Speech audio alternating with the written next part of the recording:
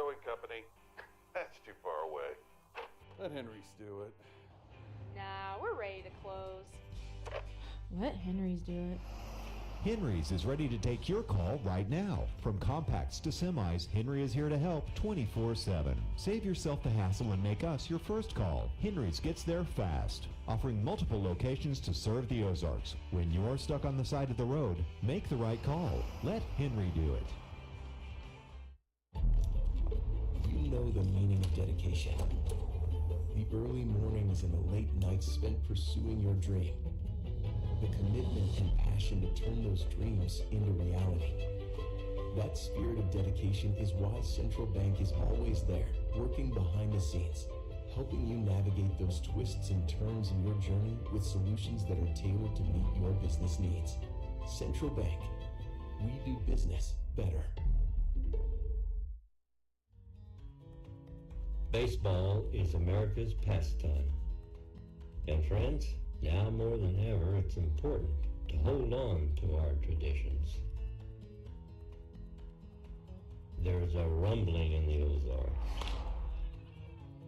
Baseball is a tradition that softens the hard blows that life can sometimes give us. Traditions that bind us as families, that binds us as communities, but most importantly, binds us as Americans. Welcome to the Grip and Rip Baseball League.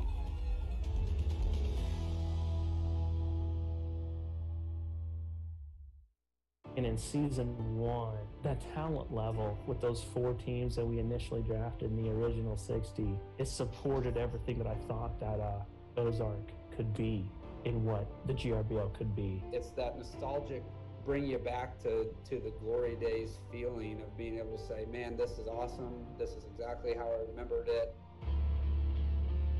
The experience of stepping in the batter's box, looking the pitcher in the eye, and you're like, he's trying to strike you out, you're trying to get a hit. I've not found that feeling anywhere else in the world ever. It's just something that can never be matched except right there on the baseball field. I appreciate the league because it's given me an opportunity to go out and love baseball again and just enjoy it.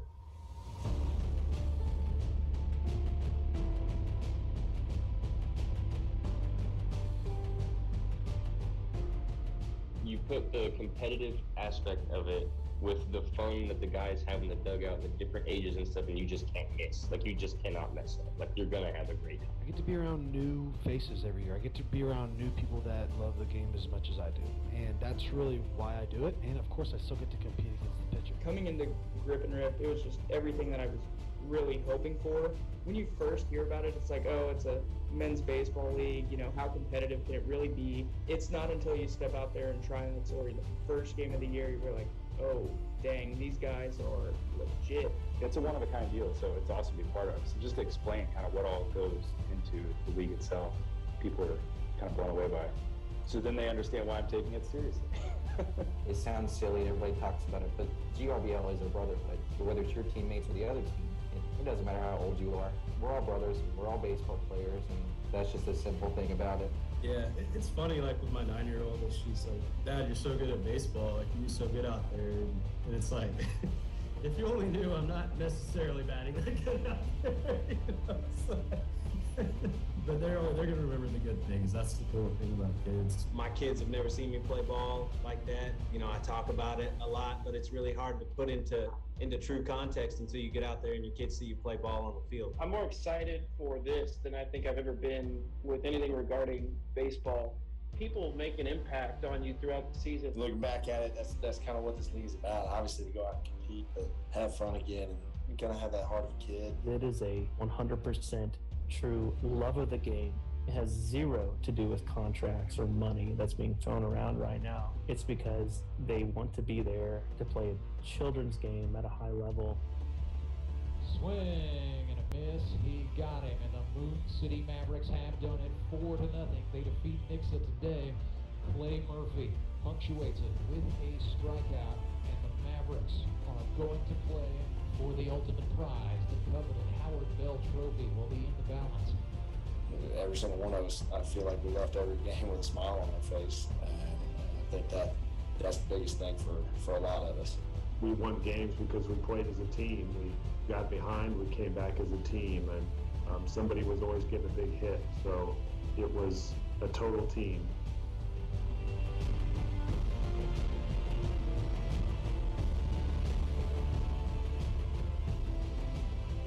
Win or it's over, survive and advance. That is the philosophy in the GRBL playoff eliminators, where the victor today between the Ozark Mountain Ducks and the Branson Showmen will advance to the GRBL playoff semifinals and take on the Nixa Suckers for the losing club. The 2022 campaign is over. Hello once again, everybody. I'm Rance Berger. My partner for this one, Iceman Chandler Veet. And the starting pitcher today, Chandler, for the Branson Showmen, none other than Skylar Hinson. He was the first player to reach 100 strikeouts in his Grip and Rip Baseball League career, and has been throwing pretty well for Branson, headed into this matchup with his former team, the Ozark Mountain Ducks. It'll be Tyler Tate, Ben Van Gorp, Skylar Carter, Tony Lewis, John Arts, Austin Kendrick, Nick Young, Mark Blem, Devin Phillips, and Chris Leggett for the Ducks. Defensively, Hinson's battery mate will be Canada's greatest export, Jared Fox. The third baseman is David Edwards. At shortstop is infield Gold Glove Award finalist Carter Rinney. Second baseman is Seth Burns, and the first baseman is Toby Yorks, who is a finalist for the Silver Slugger. Out in left field, it is Jamar Averyhart, the newcomer from Trine University in Indiana. In center field, the steady veteran Jacob Carlson. And out in right from West Plains, Missouri, Brady Dean. So Tyler Tate against Skylar Hinson, who got a little bit chopped up in his last outing against the Moon City Mavericks. Allowed 5 earned runs on 2 hits, on 4 hits rather. 5 earned runs on 4 hits. Only 1 strikeout, 2 walks, and 2 hit batsmen, but he starts Tyler Tate off with a strike, so an aggressive approach early there, Chandler. Yeah, you got to expect Skylar to come out and, he's such a competitor on the mound. He's gonna go after you right with his best stuff, especially whenever he comes off a bad outing. So it's kind of one of those, if you're the Ducks, you better be ready to get on him and get on him early if you can. Tyler Tate out of Arkansas Tech swung and missed at that. For the season, Skylar Hinson, 23 innings, 11 earned on 24 hits. He has 18 strikeouts to 9 walks. He has hit 6 batters. That happens when the old slider doesn't quite hook up.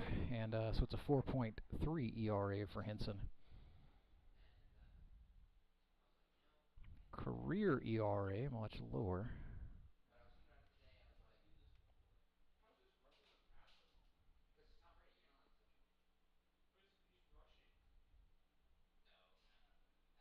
One and 2 to Tate after a little foul ball there. There's the slider. Here's a swing and a grounder to short. Charging in for that is Carter Rinney. Threw on the run with the front foot up. Looked like an Olympic hurdler, but nevertheless, the ball found Toby Yorks' glove for the first out. Carter Rinney, tall and lean with long legs, and sometimes just when those wheels are churning, they're hard to stop. Yeah. So here's BVG. He has competed for the Howard Bell Trophy. Let's see.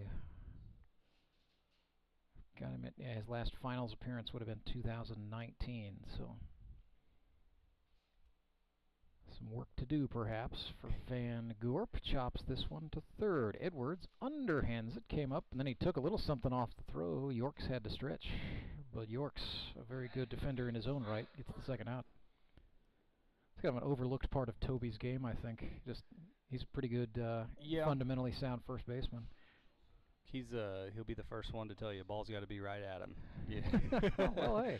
Yeah, he doesn't move the greatest left to right, but if you put it anywhere where he can stretch and get it, he's going to go get it. He can pick the bouncers. He can handle the. He was a catcher a lot as a youth, so if the ball is screaming at him, that's right. Not going to phase him. He's got a pretty good glove hand as well, and I've seen him snag a few hot shot liners. Yep. And moves the feet pretty well for a big guy. I think he wears like a 17. I feel like he does. He has larger feet than I do. We've commiserated over the difficulty you have shopping for shoes once you get into the 13+ league. 1 and 2 here. Hinson to Carter, two of the all-time best in this league at their respective positions. Carter looked at a ball high. It's been a good year for Carter as well, getting back on track. 8 for 22 coming into today's game. 3 extra base hits. He is full up here against Hinson.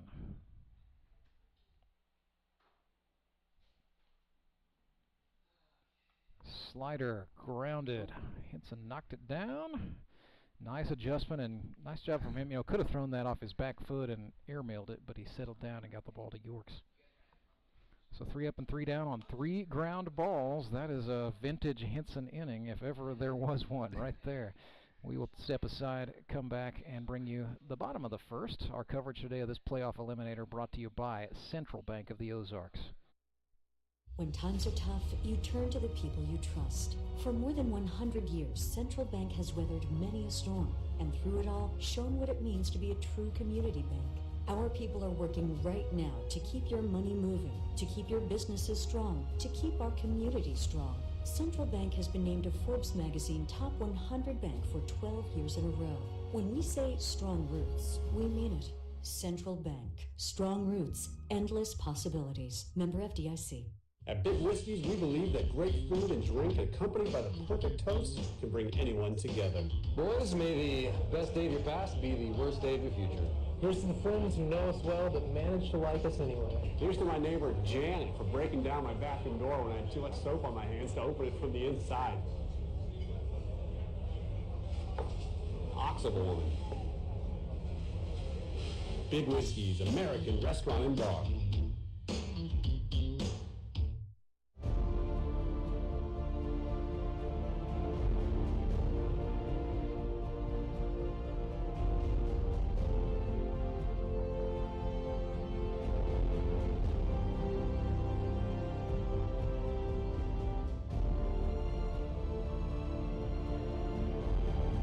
Ozark Mountain Ducks defensively.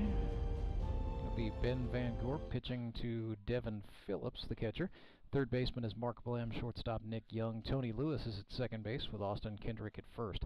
Chris Leggett starts in left field. Skylar Carter, the mainstay, out in center, and Tyler Tate out in right for OMD. So here's Carter Rennie standing in against Ben Van Gorp. BVG, 29 2/3 innings.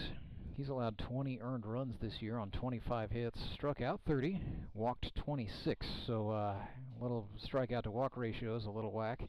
6.07 is the ERA for BVG. Did get the 100th strikeout of his career earlier this season, so a big milestone for him. He's been out here since year 1. Carter Rennie looked at a ball, but I mean, yeah, the ERA is not looking good, but make no mistake, when Ben Van Gorp is on, it's on for the Ozark Mountain Ducks. Yep. Had a 5-inning no-hitter earlier this year on September the 18th against the Nixa Suckers. Did allow 2 earned runs in the game, so kind of the old Little League line of no hits, 5 strikeouts, 4 walks, and 2 wild pitches, and that's how the runs came across. 2-0 to Rennie is grounded to the second baseman. Tony Lewis on the second hop. Got the throw to Austin Kendrick in time for out number 1. Steady diet of ground balls thus far, Chandler. And you, as a pitcher, you'll never complain when that's going in your favor. Yeah, as long as the guys are making those plays, no big deal. Here's Jacob Carlson. Well, last week was the first week in a very long time that Jacob Carlson did not record a base hit. And so he is going to be swinging angry at pitches like that one that he just tattooed foul down the third base side. He actually asked me last week if there was a record for most consecutive. He asked me that as well, and I said, Jacob, I don't know that we've ever tracked it. It's yours, sure, because I know he hit every week. I think he told a year ago with Moon City, he told me it was 17 consecutive. I think it's his, so we'll go with that. Why not? You know, he's always hit well, even back his rookie year. He played for Courtney Spitz's club. They were the Naturals that year. Hit .292 that season. Hit .348 last year. and is batting .313 here in 2022, 9 for 23. 3-1 is the count to Carlson. BVG not usually one to be too cautious. High kick, and Carlson puts this one up the middle, and that begins a new hitting streak for Jacob Carlson.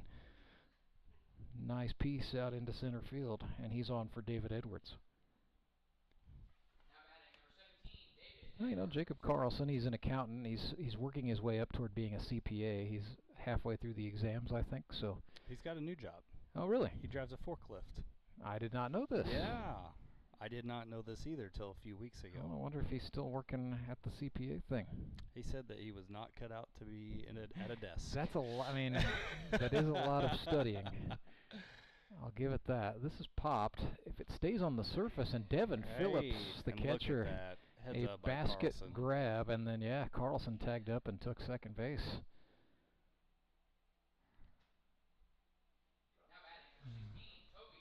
So the pop out and then the tag up in advancement puts Carlson in scoring position for Toby Yorks, Silver Slugger Award nominee Toby Yorks, because he's 13 for 28. Gosh. 5 doubles and 5 ribbies, an absolute career year for Toby. Put that in perspective, 13 hits this season. He had 14 hits in his previous 2 years combined. He's having a great year. He is a renaissance man here. Ooh, didn't like the look of that breaker, and yeah, could read the body language from here. Don't have to be a lip reader to know Toby York's frustrated with himself there as that pitch from Van Gorp dipped into the zone on the outer half. 0-2, Yorks took a hack. He's going to hope this one tails. It will not. It's caught. Mark Blem, the third baseman over in foul territory, records the catch and the out. So that is the inning. We have played one, and we are scoreless between the Showmen and the Mountain Ducks in this GRBL Playoff Eliminator. Back with inning number 2 in a moment. Hi, I'm Carolyn Hawkins with Key Cornerstone Realty, here to help with all your real estate needs in the St. Louis area. Do you have a house you want to sell for top dollar? We can help. With over 15 years of experience, our negotiating skills and expertise can help buyers and sellers get under contract fast. Contact us at keycornerstonerealty.com or call us at 636-447-8661. And go Locos! Do you want to do more? Are you feeling called to help? Some will just hang on. Others will raise their hand to truly help. Phoenix Home Care is looking for raised hands. Phoenix Home Care and Hospice needs help. Phoenix Home Care is hiring immediately for caregivers who want to help people live life with dignity in their own homes. Take this time of crisis to seize an opportunity. Go to phoenixhomehc.com and click on the Careers tab. Be different. Make a difference. Choose Phoenix. Phoenix Home Care and Hospice. I choose Phoenix.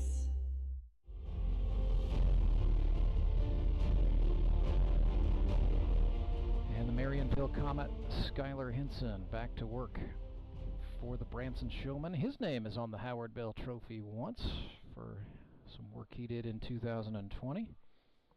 He'd like to get back there. All these teams you're seeing today in the Eliminators, 2 games away. We've got semifinals next week. That's Sunday, October the 16th. It will be the number 1 overall seed Nixa Suckers in a showdown at high noon with the winner of this game. Then at 3 o'clock, it's Chandler Veet and the Republic Locos. They're the 2 seed, taking on the Springfield Mets, who got the win earlier today, defeating and eliminating Moon City. It's a tough team to have to go against to get to the championship, that's for sure. Well, hey, in grip and rip, anything is possible. Oh, it is, absolutely. They just, I mean, it's a team that they're known for hitting 1 through 15. They have been doing that. They only had 5 hits today. They got it done on, taking advantage of a few miscues and some well-timed walks today, Right. believe it or not. Strike 1 to Tony Lewis. Ooh, strike 2 to Tony Lewis as he chased big time. Tony back out of the box. Now back in. Hinson saying, come on, man, let's go. Gave Tony a hard time last week. I said, this is the first time in 5 years I've seen him actually wear cleats. Got to pull out all the stops. Mountain Ducks trying to stave off elimination. He made the joke. He said this. He said, "Now I know what it feels like to actually have some traction out there." He used to wear those blasted The red turfs, yep. No matter what color his team's jersey was, always the red turfs. Drury Panther proud, I guess. Yep. Fastball up and out, it's 1-2. No, he still got the red helmet. That's true. He always rocks one of those as well. Oof.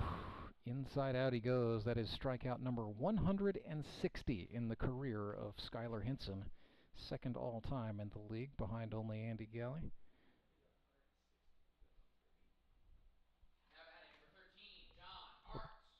It's big country time, Chandler. Our boy, the barber, John Arts. I met his mom last weekend Oh, when I was there goodness. getting my hair cut. That's cool. She showed me all the pictures of him from school and why she called him that. And Yeah, I mean, you know, I'm starting to see it now. It's hard to recognize him without the beard anymore. 1-1. oh, my face when I walked in and seen he didn't have it, I was like, what in the world is this? Hey, baseball players do a lot of crazy things if they think it can help them win. He's down 1-2 here. 8 for 20 on the season is the barber. Second year man, second year with the Ducks. Had 6 hits a season ago, so he's 2 hits better than he was as a rookie. I think his biggest accomplishment, he'll tell you this year, is the fact that he's... Ooh, Arts thought he had ball 3 instead. That is strike 3. Back-to-back Ks for Hinson. But John will tell you, I think his biggest thing is how well he's pitched this year. Yes, You know, and he's he come has back pitched very and well. He's settled in. I know he's you know, trying to get back in the swing of it. You know, arms start having a little bit of issues here and there, but overall he's pretty satisfied. Yeah, ERA is 4.97. It was 2.7 before the Ducks got shellacked by the Springfield Mets a couple weeks back. But that didn't matter who you threw that Right, day. no, everybody was No. teeing off. So you throw that one, you know, out, and you're looking at a fantastic season for Arts throwing the ball. And his hit production is up, too. So, you know, John's a guy I know who takes a lot of pride in being a two-way player. Austin Kendrick's ahead 3-0.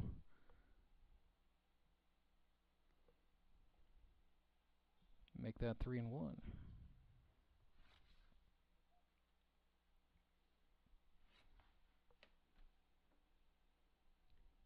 Hinson came back at him with a slider, yeah, and I think AK knew that was coming, and he just couldn't help. Yep. Big for the Showmen as well to have Jared Fox back this week. As Kendrick lifts one into the air, into shallow, or deep rather, center field. That ball had some carry, but Jacob Carlson on the run gets the catch, and out number 3. So we have played an inning and a half. 0-0 is the score. Showmen will come to bat when we come back. It is the Grip and Rip Baseball League Playoff Eliminators. What gets me out of bed every morning is the possibility of helping people. I want to give people back their peace of mind. I want to know they have a fighter in their corner when they've been the victim of someone else's negligence to help put their lives back together. I want them to know it's going to be okay. Our creative told repeatal is tell them you mean business. We want our clients to know that when they hire our law firm, the insurance companies are going to take them seriously. They're going to take their case serious. We leave no stone unturned in preparing their case. We are on the cutting edge of trial technology. We have 2 decades of trial experience in representing injured clients. We become a part of our client's struggle and take on that burden. We get our clients the justice they deserve. That's the rewarding part. The look on their face, their appreciation. They know that our team has gone to battle for them, and we have come out victorious. That is the most rewarding part. We have carried their burden. We have walked in their steps. We have fought their fight.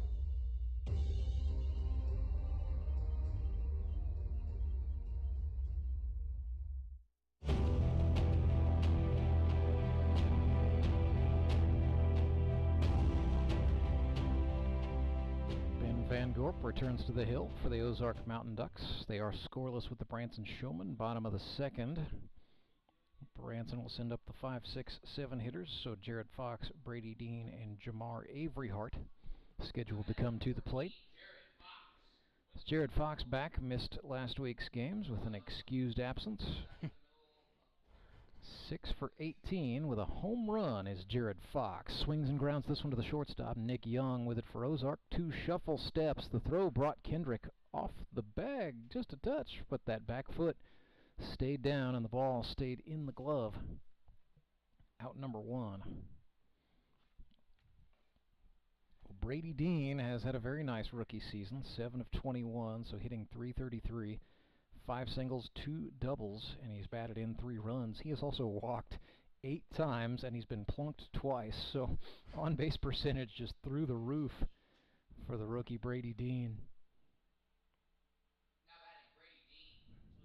Some of it is just a simple question of making the strike zone small. Right. Throw goes through the wickets there for the catcher Phillips. Well, yeah, he crowds in, he crouches down. Turns that strike zone into a sugar packet, just about. 2-0 goes outside. Van Gorp having the same trouble that many a man has had with Brady Dean.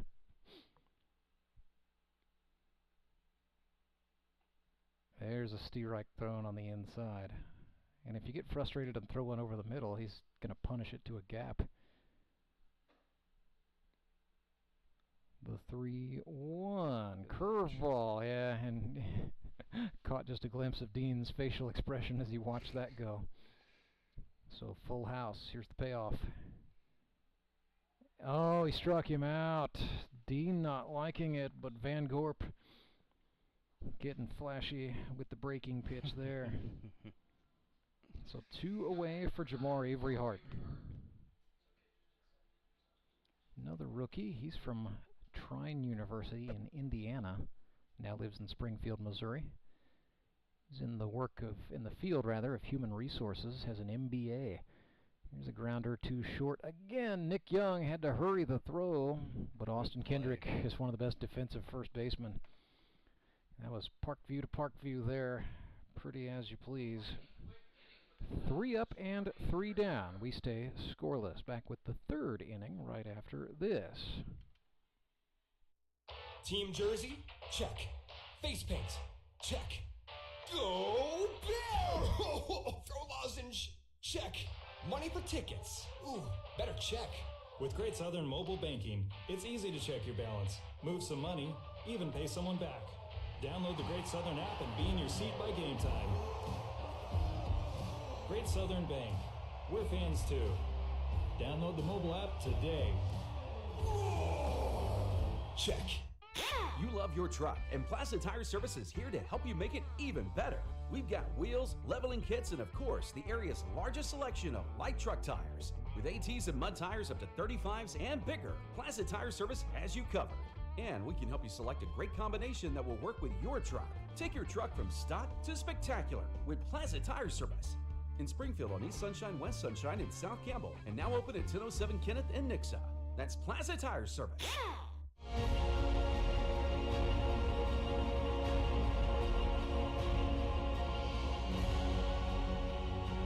I'm Ransberger, my partner for this one, Chandler Feet.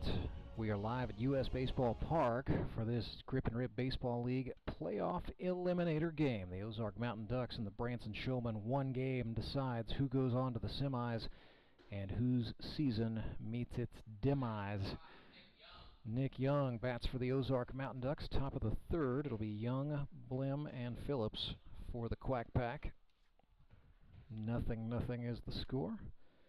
Starting to see a little bit of a southerly wind kick up here. So that's blowing in from right field, but otherwise sunny, clouds continuing to diminish. Temperature up into the mid-70s by now. Beautiful. A&L Electric check of the weather. Still a little warm for October. I love it. Everybody who says I want fall, I want all the pumpkin spice. No, I'm a summer guy. Me too. Henson worked a 2-seam fastball in there for Young. Here's a 2-strike pitch, swung on, fouled back. We'll do it again. Yeah, this is baseball weather. You got the guys in their shirt sleeves. You know, it's not too hot, so weather not really a factor. It's just coming down to who has the best game today and nothing more.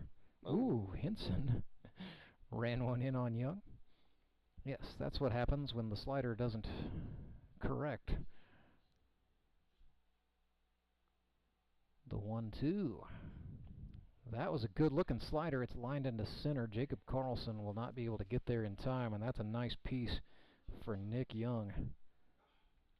Singling in to center field. He has had a rough sophomore season, Nick Young, after winning Rookie of the Year a season ago. So perhaps out of the slump goes Nick Young. He, before the game, I talked to him. He said he feels really, really good today. So we'll see. I'm anxious to see what happens later in the game. AK said he acted like he wanted 3 innings on the mound. So all right. I'll believe that when we see that. I do too. Wild pitch got away from Jared Fox. Young motors to second. He's thinking about third, or at least making Jared have to hustle a little bit. Yeah, I would not. Not with Fox. And not with David Edwards either. He's had some pretty good success over there at the hot corner.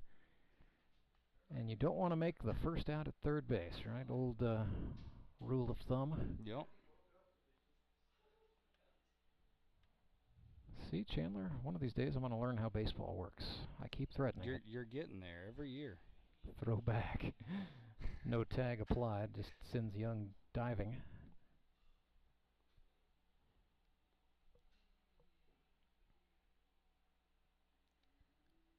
One and another check throw. Ooh, that looked like the throw might have been close, but the ball did not stay in the mitt of the second baseman, Seth Burns.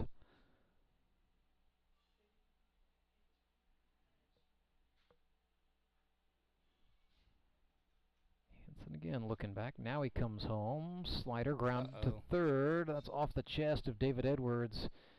And his one play would have been second base. But instead, Blem is going to reach safely. Young E5 retreats back. Oh, wait a minute. Official scorer goes hit. Infield single, my friend, says the man in charge. Well, hey, why not? Devin Phillips stands in. Just got done playing some tournament baseball in Arizona. Yep.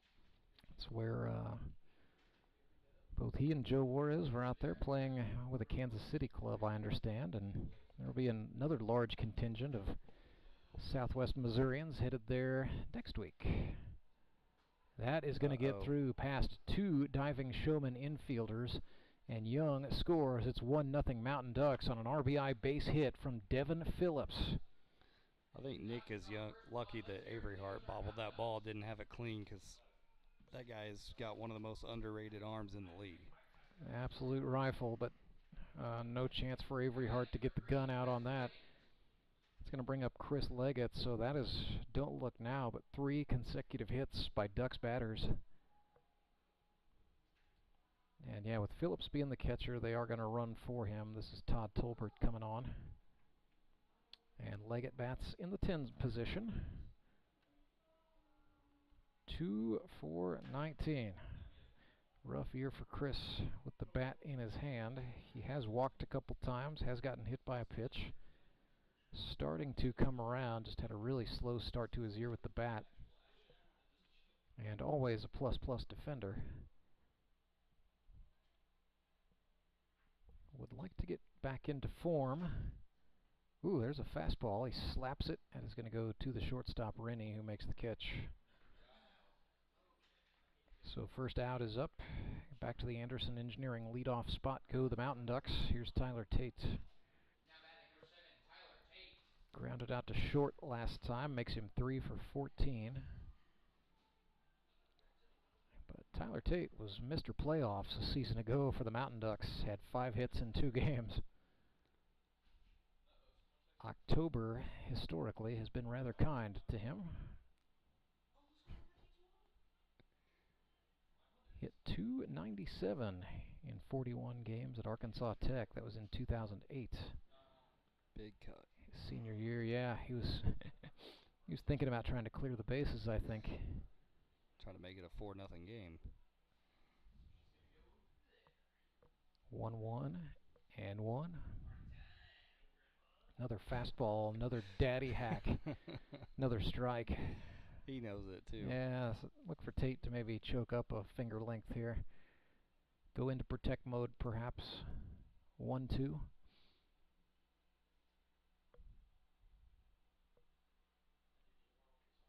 Oof. Well, Skylar Henson was the one doing the attacking. That is a big strikeout for the Marionville Comet, his third of the game. Not out of the woods yet, as here's Ben Van Gorp. Semi-pro 8-man football player Ben Van Gorp. Played for the Queen City Insane Asylum. Strike on the outer half, says the man in charge. Well, that's a thank you, Jared Fox. That's why you reach up and take a catcher of that caliber in the draft. There's a swing and a miss, so Henson quickly ahead of Van Gorp. 0-2.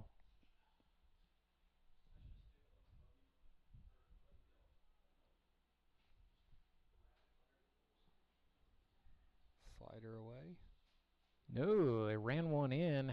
Gets off the glove of Fox to the screen. Runners motor up 90 feet apiece.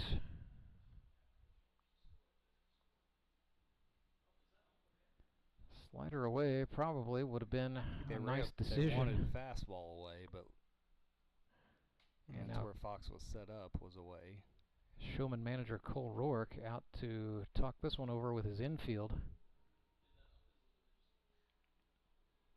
I don't think this is so much of a check on Henson as it is. No, it's not. Let's get ourselves organized here for a moment. I think this is Cole just saying, hey, let's everybody get on the same page. Let's get our pitch figured out right here.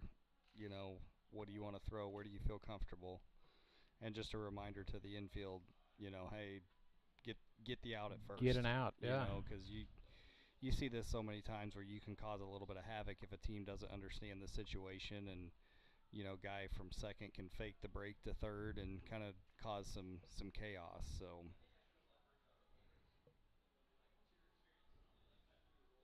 catcher Jared Fox talking things briefly with the plate umpire. I don't know if that was just over what happened on that last wild pitch, or if he's maybe shaking off a little something too.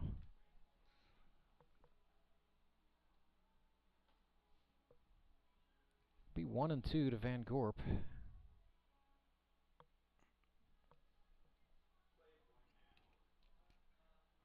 Which, if the umpire wore one on that pitch, that'd explain why Cole went out too. Yeah.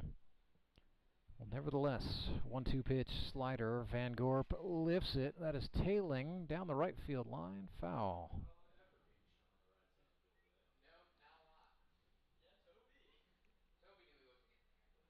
Well, at least somebody closed the gate down there. Dane's got it. Yeah. Safety first here in the grip and rip. So we'll do the 1-2 again. 2 outs. Ducks have 2 men in scoring position, trying to add to a 1-run lead in the third. Henson came high. They wanted a call on Van Gorp, who assumed a pretty defensive posture there. Chandler's a pitcher. He wanted it. That was close. 2-2. Slider for a strike. Pure paint from Skylar Henson to get out of the jam, but some damage has been done. The Ozark Mountain Ducks put one across. Base hits from Nick Young and Mark Blem, and an RBI single off the bat of Devin Phillips. 1-0. Ozark has the lead. Branson Showmen will try to answer right after this. We believe reading creates bright futures. Ozark's Literacy Council offers one-on-one tutoring and a variety of literacy programs for students of all ages. My student is still making progress and is excited. He can now text. Near the end of the month, he brought me his own book and read it to me all on his own. He was so proud and had such a reignited spirit for reading. I nearly cried. My adult student just completed the entire alphabet, error-free, for the first time. She has improved to the point of wanting extra material. It's such a great thing. She used to hate having to read, and now she wants more. Empower yourself and your children for a better life. Ozark's Literacy Council.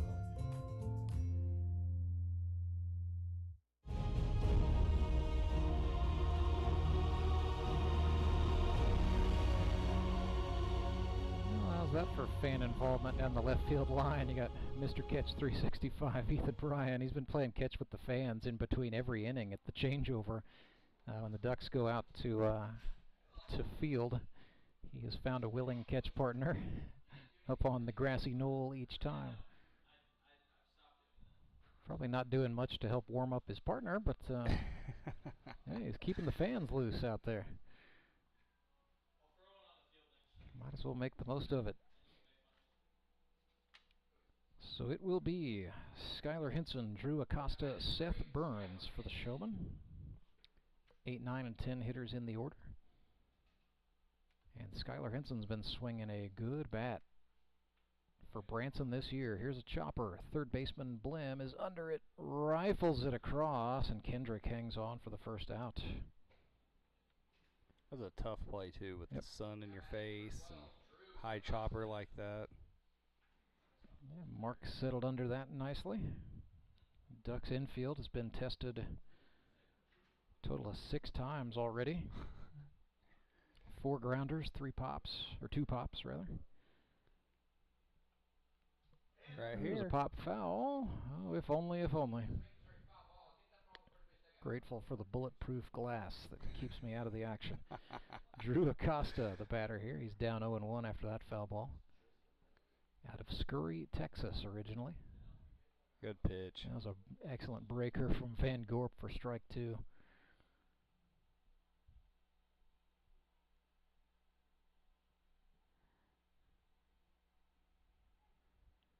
A little hesitation on the leg kick. Oh, Johnny Cueto. That Cueto action didn't work that time. Van Gorp threw that about 52 feet. It's 1-2.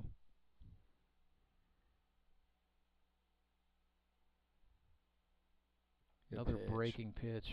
Ooh. Did not get the zone. A little too high, perhaps. 2-2. Fastball misses out. So we are full up. Showmen trailing the Mountain Ducks 1-0. Looking for the equalizer here in the bottom of the third. Drew Acosta swung out of his shoes trying to get it instead. That's a strikeout. And then a little extracurricular there between Phillips and Acosta. Nevertheless, that is out number 2 on the scoreboard. Flirting with the unwritten rules of baseball right there. Yeah, a little bit. We'll remember that. We'll see if that gets buried or if that gets remembered later. Knowing BVG, that one may get remembered. So this is Carter Rennie, and this is a change for the Showmen. They had Seth Burns, so he's being DH'd for, I see. So back to the top of the order. It's the Anderson Engineering leadoff spot, and Carter Rennie grounded out to the second baseman his first time. They're playing Carter pretty straight away, and guarding the lines here are the Mountain Ducks. The 1-1.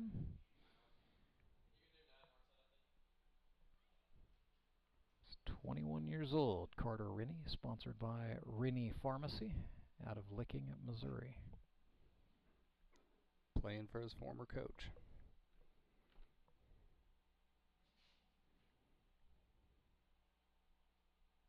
I learned, did you know this, Chandler V? Licking, Missouri, weird name, but it's named for the mineral deposits that are kind of prevalent in that area, and that is where wild deer we have a lot like to go. Got a lot of history with Licking. Swinging a grounder, that's going to go foul, first base side. A lot of history. Doesn't exactly, I think, strike fear in a lot of uninitiated opponents when you see licking across the front of a jersey, but they've administered a few lickings in their day, have the Wildcats. Deuces wild here for Carter Rennie, 2-2-2. Reached up, touched that one, but that's going to be handled by the second baseman, Tony Lewis. Second time he has retired Carter Rennie today, and that is the final out of the third inning. So we stay 1-0. Mountain Ducks in front. Back with more Grip and Rib baseball. It's the playoff eliminators right after this. Support local, give local. We hear it all the time, and when it comes to blood donation, there's an easy way to make sure your gift is being used in your community. Donors with Community Blood Center of the Ozarks provide every drop of blood, platelets, and convalescent plasma to patients in over 40 area hospitals. How do I know why that's important? Because my youngest daughter, Joselina, is alive today thanks to local blood donors. Find out how you can help at cbco.org. Local donors, local patients. That's the Community Blood Center of the Ozarks difference. Now at Domino's, we're more than just hand-tossed pizza for $7.99. We're $7.99.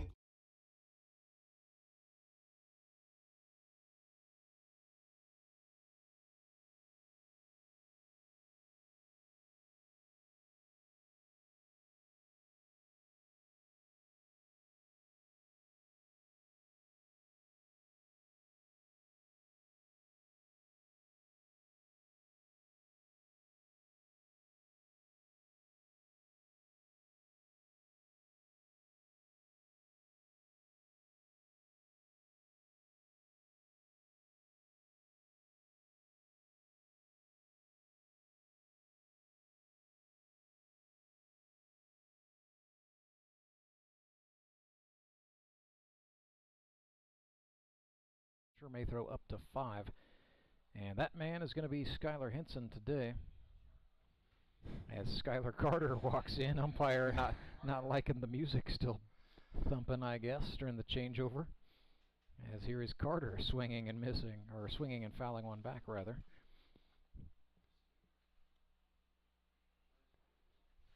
I guess that's what that was all about. Anyway. Yeah, him and Lester both, they stay on top of that. Well, hey, I understand. You're down there, you're trying to concentrate. It's supposed to be the pros.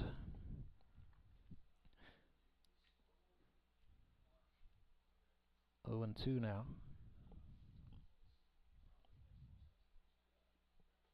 Breaking pitch up and out of the zone. 1 and 2 to Skylar Carter.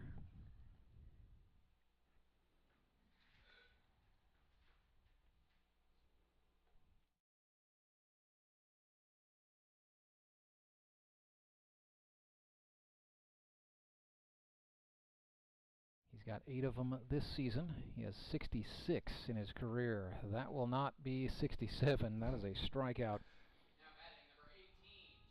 That is now 3 in a row for Skylar Henson, 5 in the game, and it brings up Tony Lewis.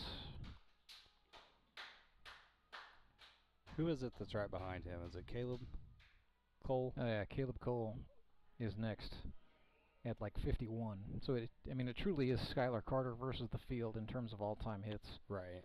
It's just, even when he has had years that are rough, he will still go out and get, 8 hits in 7 games or something crazy. Just a consistent contact hitter. Of course, he's got fast legs, so he's able to get on that way sometimes too.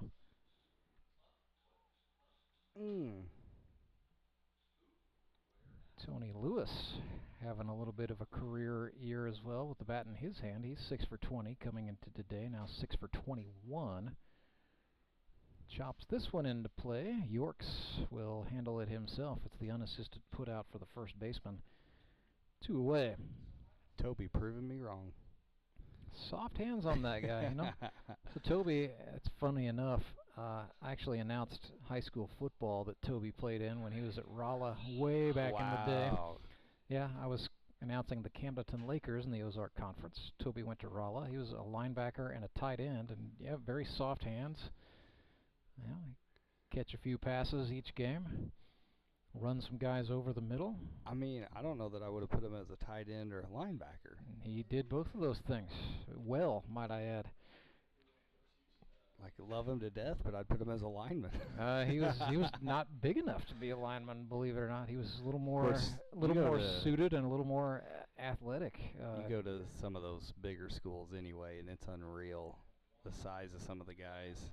Sure, yeah, like at a Class 1 high school, if you're over about 160 pounds, you're made into a tackle or a guard. But I went and watched Nixa play the other night. Yeah. I could not believe the size of the guys. What do they feed these kids, Yeah. right?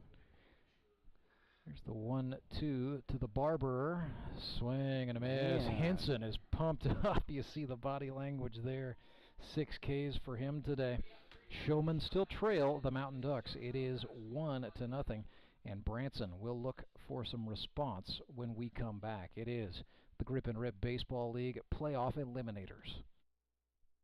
Now more than ever, every penny in your checking account matters. Free checking without rewards is a thing of your past. Mid-Missouri Bank wants to make sure you're getting the most from your checking account. Cashback rewards with Kasasa is your future, and Midmo Bank is the home of Kasasa in the Ozarks. Speaking of future, Midmo Bank also offers digital wallet for contactless swipes. Visit midmobank.com to make the switch today. They'll make it easy for you.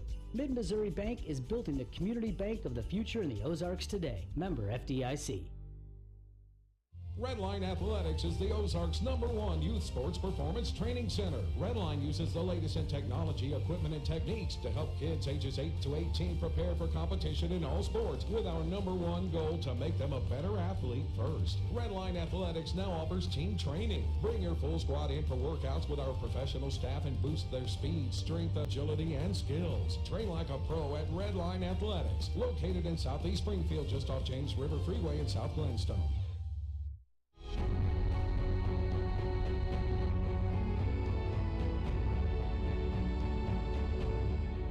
Chances here for the Branson Showmen. The 2-3-4 hitters in the order: Jacob Carlson, David Edwards, and Toby Yorks coming up for the Purple Gang, facing Ben Van Gorp. Bottom of the 4th inning. Branson trails the Ozark Mountain Ducks 1-0. Carlson thought about it and then watched strike one go past. 1 for 1 today. Jacob swings and chops one foul. They're still playing him Deadpool on the left side after he hit right up the middle.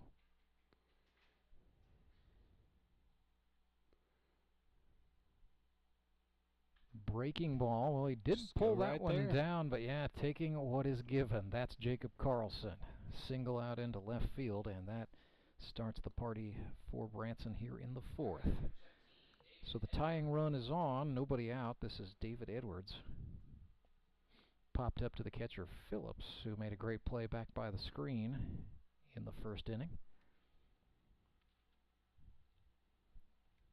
Edwards 8 for 21 on the season. He was 13 for 37 last year with the Republic Locos.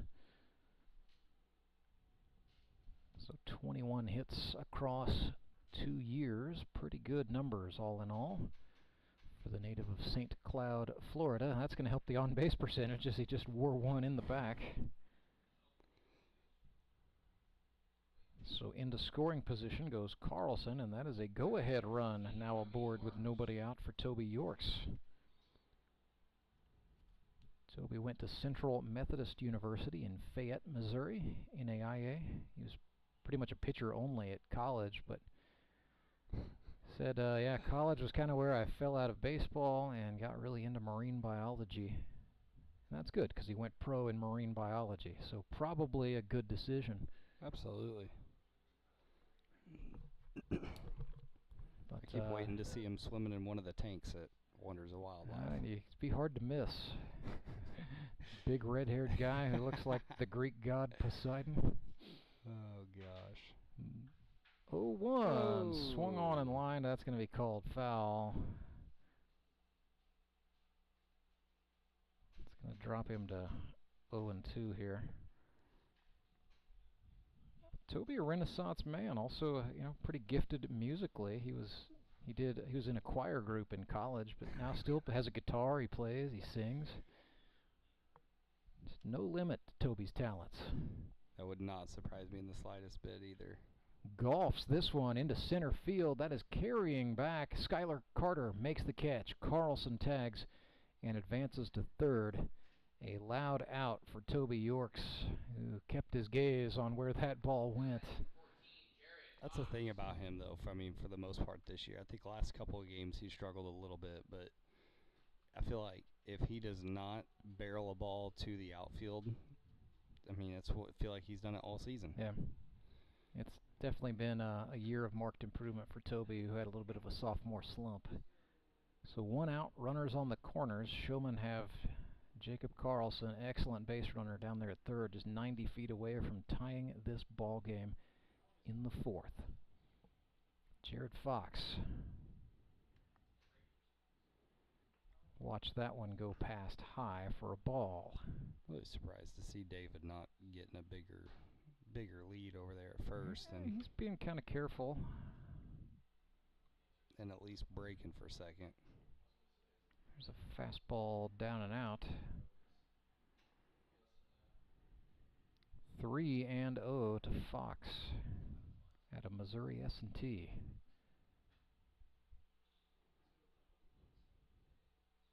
Fastball. Fox puts this one back, way back into left field at the wall. It's off the wall. 1 run will score. There's the woe sign. Oh, goodness. Could the Showmen have gone for the go-ahead? They don't. They do tie it up. That ball was absolutely mashed off the bat of Jared Fox.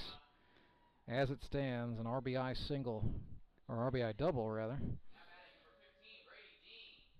I watched the ball, admittedly. I did not watch the runner. I wasn't sure if Leggett was going to have a play. No. David was, yeah. Leggett hadn't even picked the ball up in the outfield when David was at third. And then I think, the Ducks also misplayed the cutoff throw as well. So Cole Rourke and David Edwards probably both kicking themselves a little bit. I think Cole's down there saying, that's my fault. I should have sent you. Yeah. So conference on the mound here for the Mountain Ducks. And this is still a nice opportunity for the Showmen. That was just the It is, but it's first also out. a huge break. Yeah. Oh, yeah. If you're Ozark, absolutely. That's what AK's telling those guys. Like, hey, we got lucky right there. So time to knuckle down. Yep. If you are rooting for Ozark, here is Brady Dean. The pesky Brady Dean. Leads the league in walks. Swings and puts this one into play. Van Gorp off the mound. That's about the best outcome you could possibly have if you're Ozark. A 1-3 puts 2 outs up there. Yep. Pull the infield in. Now everybody can relax. This will be Jamar Averyhart. Now you got a guy that I think is probably one of the fastest guys out here. And he's been good with men in scoring position. 4 RBIs for Averyhart this year on 5 hits. A triple, a double, 3 singles, and he has delivered in the clutch for the Showmen at least twice that I can think of in big situations. Ahead 1-0 against Van Gorp. Chased big time there. 1-1.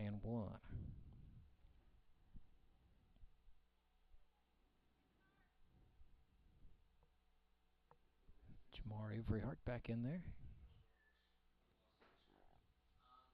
Van Gorp threw another breaker. Yep. I bet you're going to see another one. Same spot. I mean, if I just saw a guy chase like that, yeah. Absolutely. I'd throw the hook. No reason to put this thing anywhere close to the zone. Here comes the 1-2. Yep, another breaking ball, and he got him looking. Well, that was a positive outcome for Ben Van Gorp for sure. Showmen do some damage, though. An RBI double for Jared Fox ties this ball game. It is 1-1. We head to the 5th, and that is right after this. GRBL Playoff Eliminator Sunday. My name is Paul Sunday with Big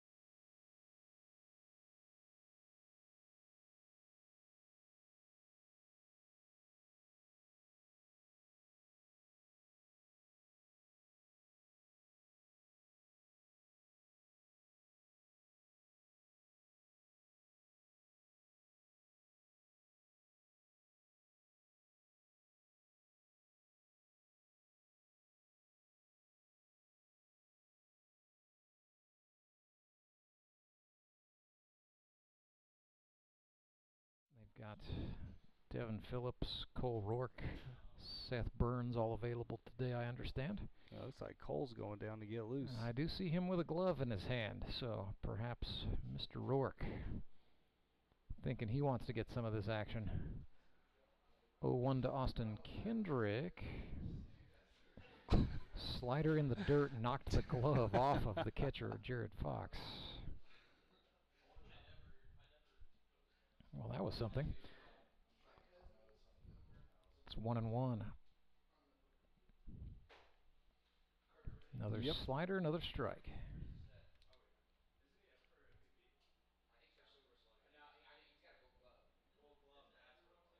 Austin Kendrick is 3 for 13 on the season. Had a hit last week and just discussed it with him really briefly. He said, I need hits. So, not too happy with the way it's gone for him with the bat in his hand this year. He's 2-2 here.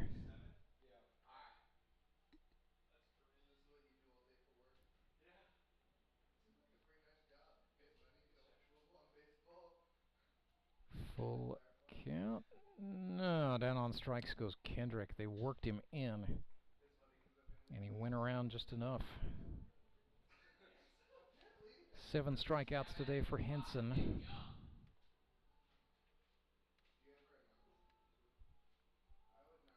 Want to make sure of something here.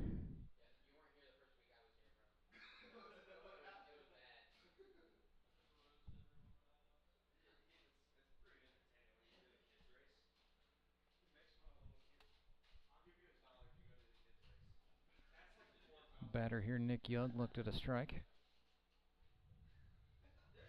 1-1.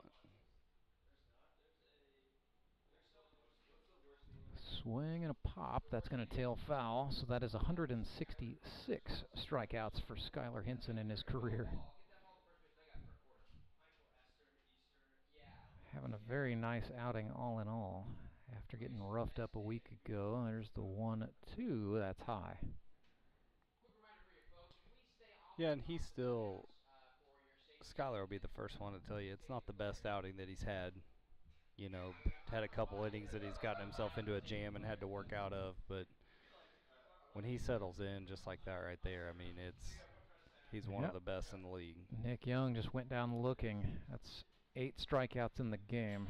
That is 3 in a row for Henson, dating back to the 4th inning. Bring up Mark Blem, had an infield single.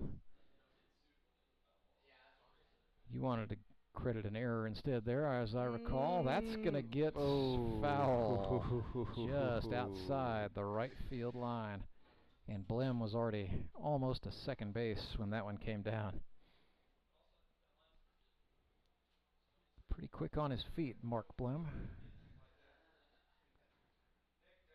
I think people see the 6'4", 230-something pounds and think, no way he can move that quickly, but he's a good base runner.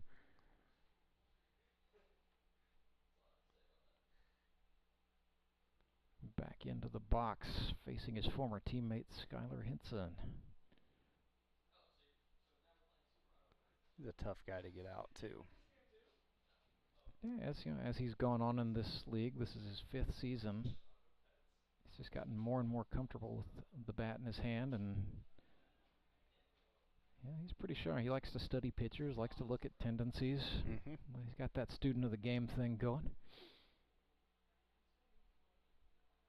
Ooh. 2-1 ran in. It's 3-1.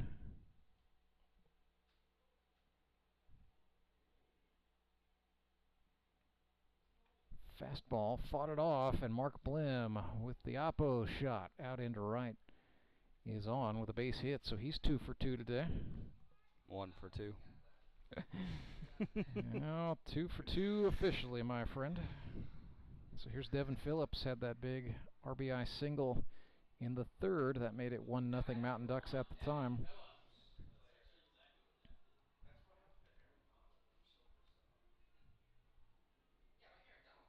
Mark just improved to 6 for 19 on the campaign, so saving his batting average a little bit.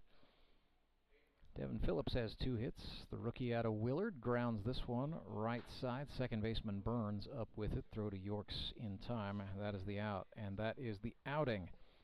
For the Marionville Comet, Skylar Hinson, he allowed 1 earned run on 4 hits, struck out 8, did not walk or hit anybody. So pretty good day for Skylar Hinson. He will stay in the game, I'm sure, as a defensive replacement. And now the Branson Showmen will look to see what they can do against Ben Van Gorp. The bottom of the 5th is after this. It is the Grip and Rip Baseball League. Support local, give local. We hear it all the time, and when it comes to blood donation, there's an easy way to make sure your gift is being used in your community. Donors with Community Blood Center of the Ozarks provide every drop of blood, platelets, and convalescent plasma to patients in over 40 area hospitals. How do I know why that's important? Because my youngest daughter, Joselina, is alive today thanks to local blood donors. Find out how you can help at cbco.org. Local donors, local patients. That's the Community Blood Center of the Ozarks difference. Now at Domino's, we're more than just hand-tossed pizza for $7.99. We're $7.99 gluten-free crust, $7.99 handmade pan crust, $7.99 Brooklyn-style crust, and $7.99 crunchy thin crust, too. Carry out 3-topping pizzas on any of Domino's 5 crusts for just $7.99 each.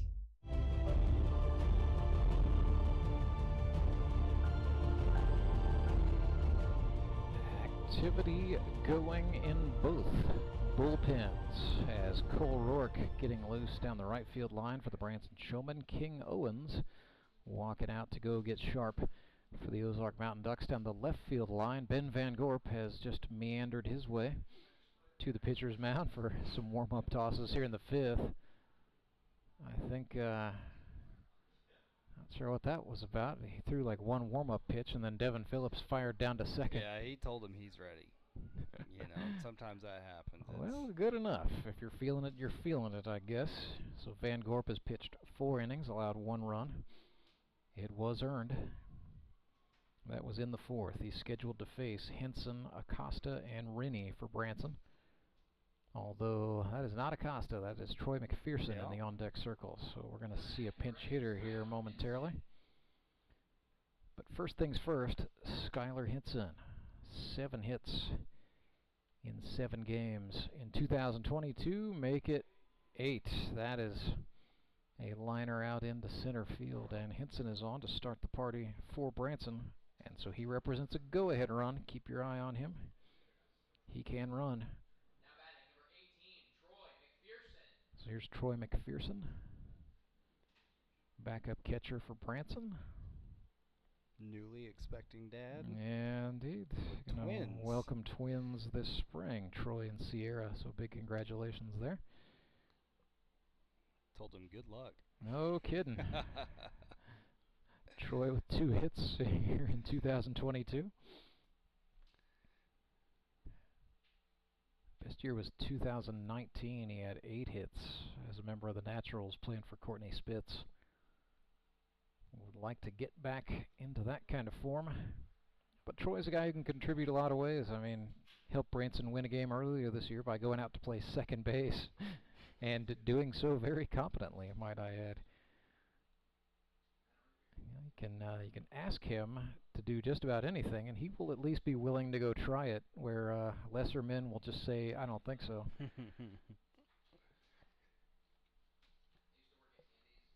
1-1. Good guy to have in your dugout as well. Just, you know, a lot of knowledge, both of the league and of the game in general. Van Gorp got him with a breaking pitch on the outside. Such a funny guy in the dugout, too. 2-1. Yes, he is. And it's just the way he goes about it, too. Yeah, you know, sense of humor is pretty dry. But he says something, and you just kind of stop, and everybody kind of looks around like, wait a second. Is he being serious, or is he joking? He's down in the count here, 1-2.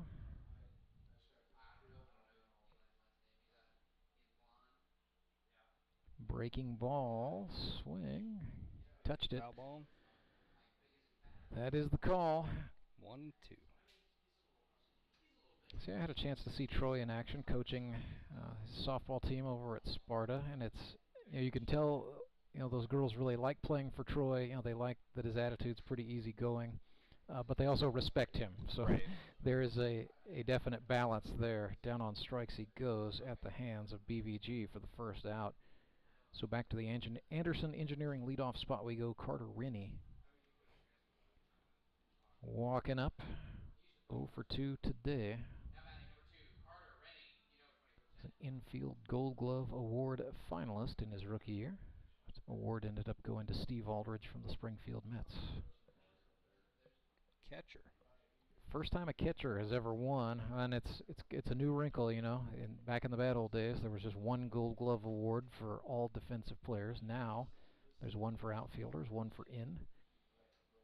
But yeah, first time a catcher has ever won. I think that's neat for everyone who plays the position. But it's especially neat for Steve Aldridge. Well deserved. I mean, it's one of those that could have gone to, the other nominee was Caleb Cole. Yep. And I mean, you would have felt good about it going to any one of the three, I think. But yeah.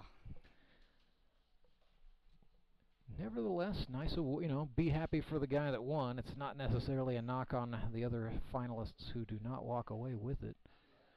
2-1. We've got a lot of the postseason awards are like that this time.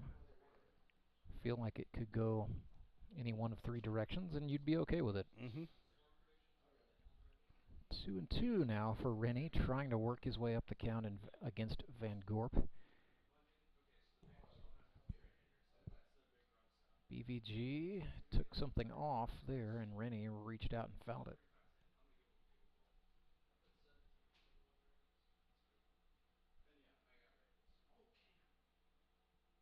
So we stay 2-2. Sixth pitch of the appearance.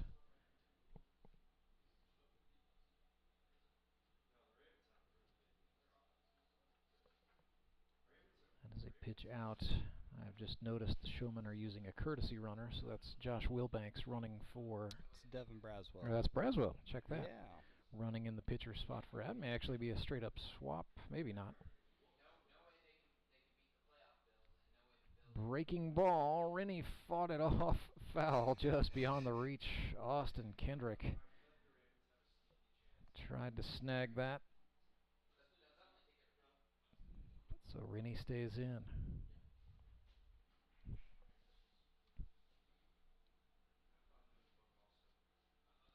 Big deep breath for Carter as he's back in the box, crowding that plate.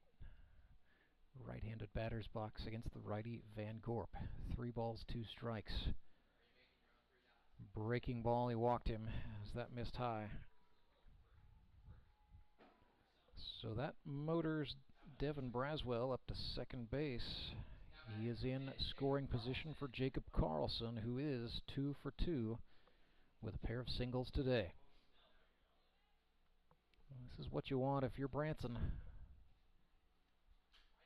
You want the kid from College of the Ozarks up. Van Gorp ran him way in, and nice idea, the pick throw there.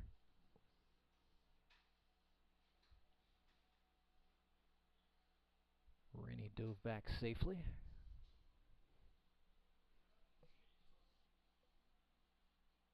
The 1-0 to Carlson. That's a ball out of the zone. Smart move by Carter, trying to cause a little bit of a distraction. Yeah, getting in, you get in Van Gorp's head a little bit, but you're also in the catcher Phillips' head. Phillips, I mean, if he airmails one down the line, you're at least second and third, maybe third, and a run scored. Another breaking pitch inside. Carlson tried to fight it off. Instead, Carlson just got way too antsy. Sprays it to the shortstop. Yeah, a little bit of impatience there. So Jacob not liking that. Mountain Ducks loving it, though. I mean, 2-0 pitch, swing at that. That's probably 3-0. It was on the inner half for sure. It's going to bring up David Edwards next. Edwards, 3-time MVP for his high school team in St. Cloud, Florida. Went to Polk Community College. That's in Winter Haven, Florida. Finished out at James Madison University in Virginia. Looked at a strike. Now works as a strength and conditioning coach at the University of Missouri S&T. And yeah, when you get up close, he looks like he's lifted a weight or two. Wild.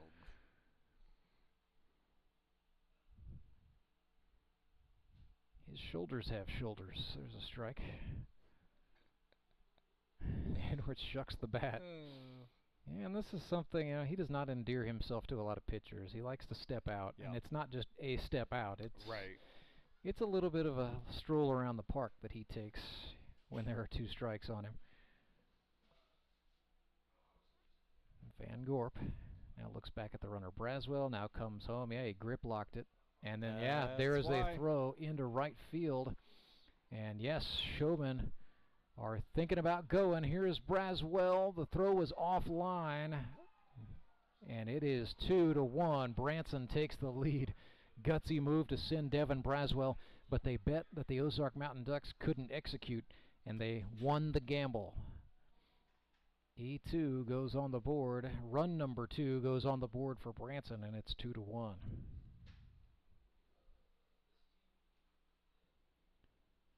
And the runner Carter Rennie went first to third, by the way, just as you suspected, perhaps, Chandler. Here's the 1-2. Edwards to the shortstop. It's off the chest of Young. Has to spin and hurry, and he grounded the throw. Edwards reaches safely, and Rennie scores. And now, what are we? Is he out? He is out. Oh, my goodness. He turned to his left upon crossing home plate. So 3-1, yeah. Field umpire standing right there. So Showman not liking that call, but it is 3-1. How do you reconstruct that? So you go E6, 3-1, and then a base running error charged to David Edwards. Yep. But the run scores. Yes. So 3-1. Showman out in front. We will continue to collect ourselves and head to the 6th inning. It is the Grip and Rip Baseball League, live and free all day long on YouTube. See Plaza Tire Service for the right tire at the right price right now. Plaza Tire Service is the area's biggest selection of in-stock tires at the lowest price with outstanding service, including our 4 tires, 1 hour guarantee. Plus, we make the purchase easy on the budget with a Plaza Tire Service card or no credit needed financing options. Plaza Tire Service is in Springfield on East Sunshine, West Sunshine, and South Campbell, and on Kenneth and Nixa. For the right tire at the right price right now, come see us at Plaza Tire Service. Acme Towing Company. That's too far away.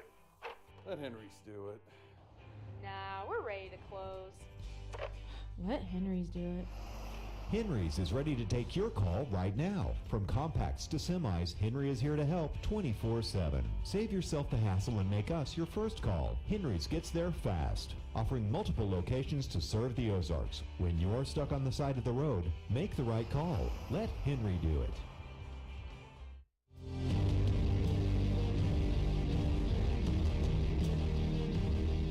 So Henry's towing pitching change for the Branson Showmen, now leading 3-1. Player manager Cole Rourke has called his own number. The right-hander from Torrington, Wyoming, has the baseball, one of the all-time greats here in the Grip and Rip. 2022 has not been so kind. 10 1/3 innings pitched, 6 earned runs on 13 hits, 12 strikeouts to go with 4 walks. 2 of the hits he has allowed are extra base hits, so a 5.23 ERA for Rourke just for 2022 alone. With the Branson Showmen a season ago, he threw 24 innings, allowing just 8 earned runs on 22 hits, struck out 37 batters, walking just 3, and a much cleaner 2.96 ERA for him a season ago. He was the pitcher of the year in this league back in 2019, his rookie year as a member of the Henry's Towing High Rollers, and that was the year he got his name on the Howard Bell Trophy for the first and only time as well. Chris Leggett walks in. Cole Rourke up on the pitching rubber, so we'll see how this goes. Pumps a strike right there. You know, when Rourke is on, he's struggled with some soreness in his right throwing forearm. Elbow. But man, well, he said forearm. I'm just telling you what the man told me. Telling you.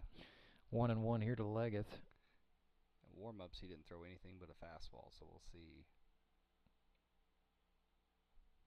Sticking with heat is what it looks like anyway. One of the hardest throwers in the Griffin Rip as well. But he's behind here, 2-1 to Chris Leggett. Another fastball swing and a miss. So Cole's got a fastball, a slider, and a Vulcan changeup. And he can make the off-speed stuff do a few different things. But that was just straight heat. That's a K. I think he's hurting. Well, but in a playoff eliminator where it's win or go home, you pull out all the stops, including perhaps calling your own number, trusting no one but yourself in a pressure situation, protecting a 3-1 lead. Cole Rourke, gamely, going out there into the fight. It's 1-0 to Tyler Tate. He is the Anderson Engineering leadoff batter for the Mountain Ducks today, 0 for 2. Thought about it, didn't think hard enough. It's 2-0. So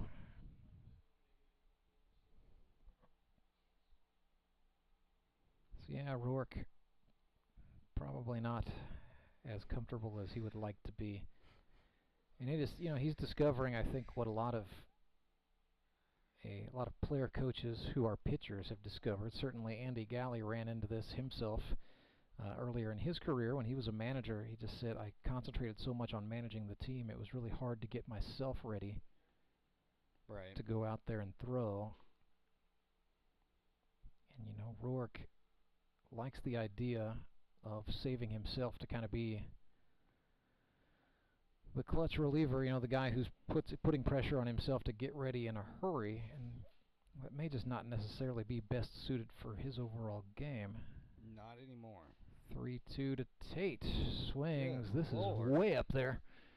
Just now starting its descent into foul territory, and the Showmen don't come up with it. That thing hit the ozone layer.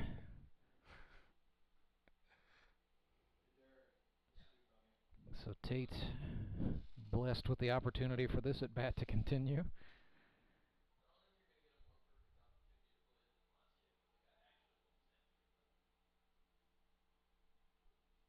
Three balls, two strikes. Tate from Fort Smith, Arkansas. Payoff pitch. Another foul ball, this one tailing a little more innocently third base side. Looks like some of the Springfield Mets are down there mingling. And they will be in action next Sunday. They'll get the Republic Locos. The winner of this game, the Showmen or the Mountain Ducks, will face the Nixa Suckers. This is popped. Another towering foul for Tate, but this one right into the bailiwick for Jared Fox for the out. So 2 away. Here's BVG. 0 for 2 with a strikeout.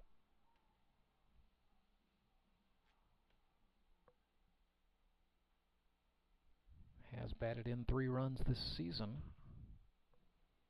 Walked a couple times.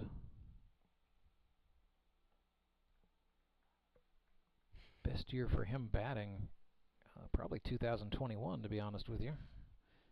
He was a member of the Mets. Was 8 for 22.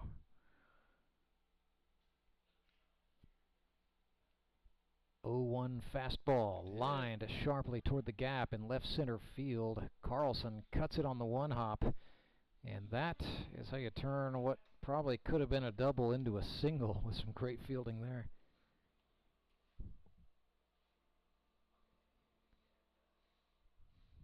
So that brings the tying run to the plate for the Mountain Ducks. Skylar Carter.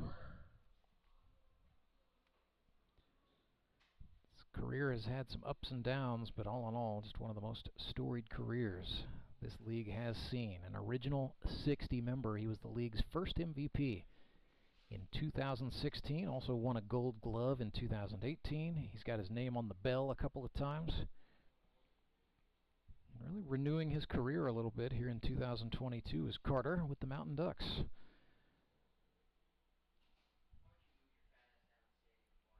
Two-seam ran out. 1-1.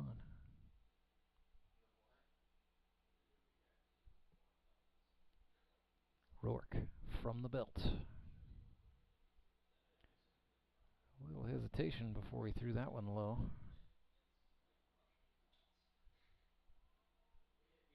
Two and one to Carter. Fielder is definitely playing him to pull. Instead, he pushes foul, third base side. Just up on the top side of the lower concourse.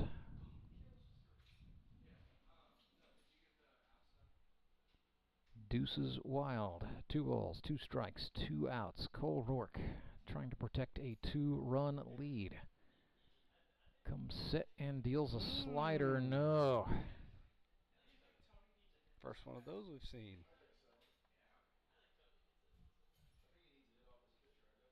Well, he's taking a moment to breathe after that. So 3-2.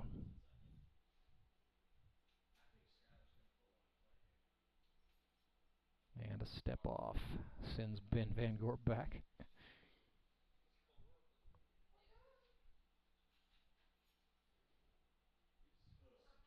Rourke comes set. Another breaking pitch. Carter again fouls it off. The duel is afoot. Skylar Carter, all-time league leader in hits. Cole Rourke, one of just 6 men in the 100 strikeout fraternity.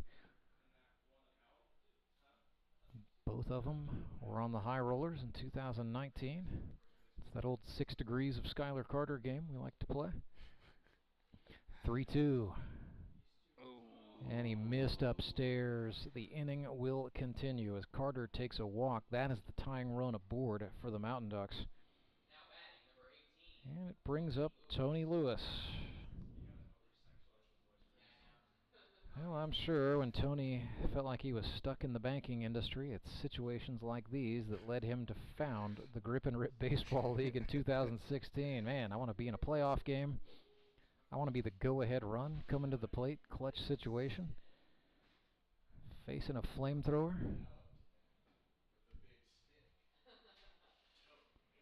Tony Lewis played professionally overseas in France. Played professionally in the Can-Am. Ooh, that gets away from Jared Fox. Runners are going to advance. 3-1 still the score, but 2 men into scoring position. That's where it gets interesting. Well, 2 outs on the board. 2 balls, no strikes. I mean, Rourke would like nothing more than to just get Tony Lewis to get under one and pop out so they can go back to the dugout and maybe think about what to do next. I'll tell you, at this point, you almost just... Oh, and now they're going to, I was about to say, just put Tony on. The intentional walk. Tony Lewis is aboard. We have not seen many intentional walks at all this season. That's the second one I've seen today. So the bases are juiced for John Arts. Big opportunity here for him to make them pay. Salem, Missouri zone. John Arts stands in that left-handed batter's box. Rourke comes home and misses outside. Ball 1 makes it 2-1. Looked good. I could see a little low, maybe. 2 balls and a strike. Arts, and that got away from him. It was a swinging strike, but a run will score, and then Fox threw to no one. Carter is going to score, and we are tied. And now a rundown for Tony Lewis between second and third.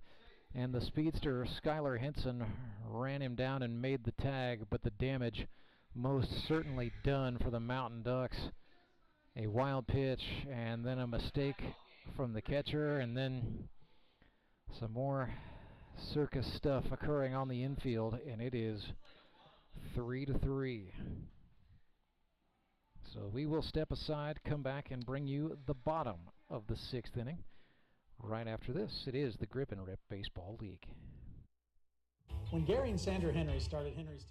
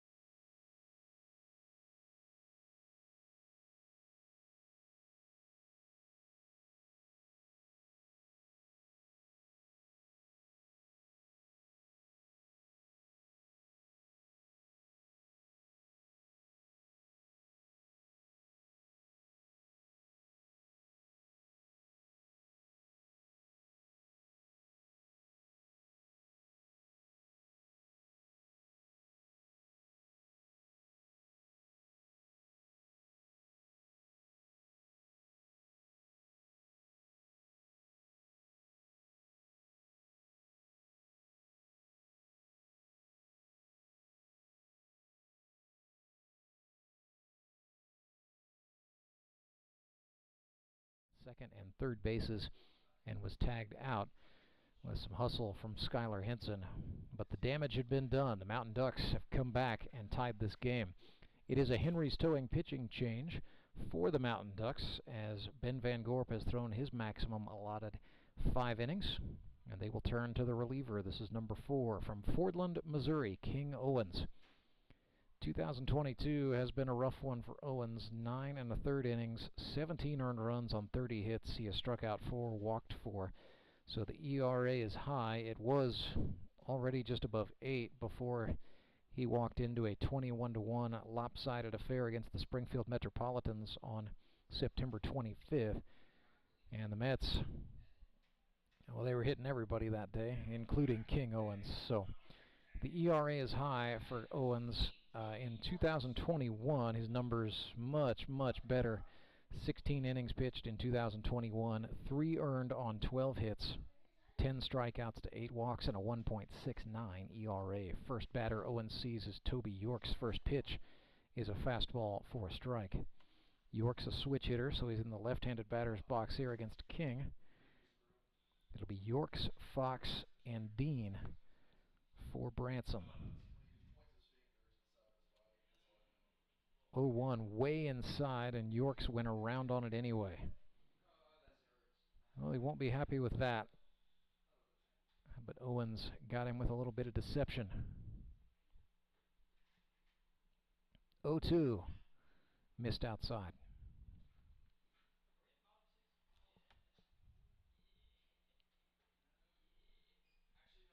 Here comes the 1-2. That's in again, but York's put the wood to it. Out into right it goes. But that is caught. Evan Barnett made a nice play, robbing York's of what might have been extra bases. Instead, it's the first out. Jared Fox, Canada's greatest export out of Weyburn, Saskatchewan, stands in. Fox now 6 for 20 for the season. He has walked 5 times and been hit by a pitch. So coming into the day, his on-base percentage was up at .500. He's got 38 hits in his GRBL career. Looking to break one here, the 1-0. Fastball went low.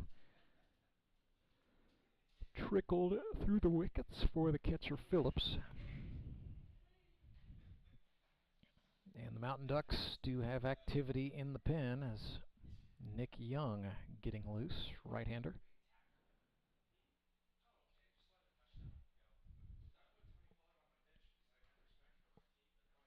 Showmen, meanwhile, have Seth Burns up and throwing in the right field pen. So busy bullpens for both teams.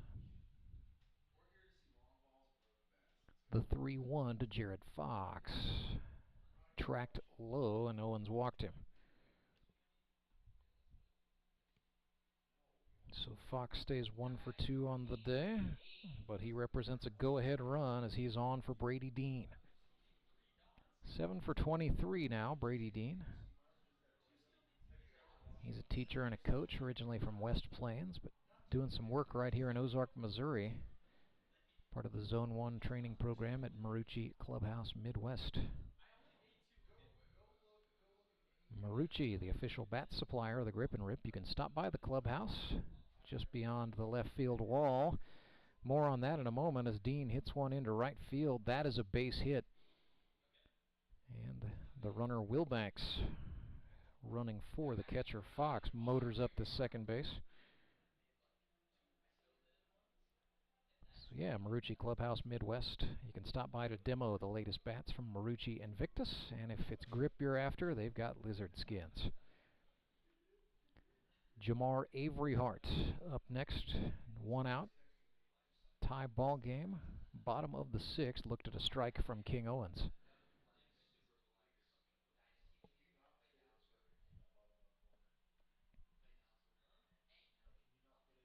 Breaking ball, that dipped into the zone. That's a steer-ike throw, and it is 0-2. Nasty break on Avery Hart there. Owens comes home. Another breaking pitch. That's a bouncer. But Phillips able to block and contain.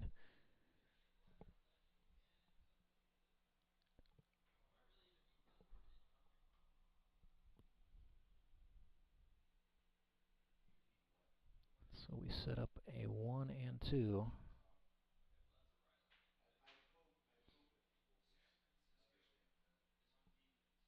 Fastball. Avery Hart sprays it into right field. That's a base hit.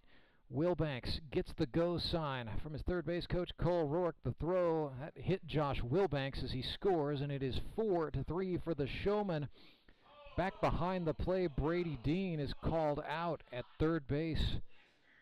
Sliding in, Mark Blem applied the tag.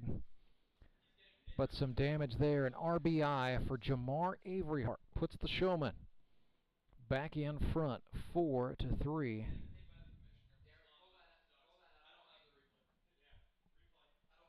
And Skylar Henson bats here for Branson. Now in the lead. That's going to change some things. It's back to activity in the pen. Looks like Nick Young's warm-up is done for the Mountain Ducks, but they do have Brandon Freeman throwing. And that's also a lefty, John Arts, getting warm. So options, perhaps. Skylar Henson puts one up the middle. That is through. Avery Hart, the speedster, is going to make it 5-3. And the Marionville Comet helps his own cause as the Branson Showmen stretch the lead to 2. That is a clutch piece of hitting out into center field off the bat of Skylar Henson, his 9th base hit of the season, and it comes at a massive time for the Showmen. 5-3. Troy McPherson stands in. He is in the 9 spot for Branson. They are using a 9-man batting order. Breaking ball from Owens missed up.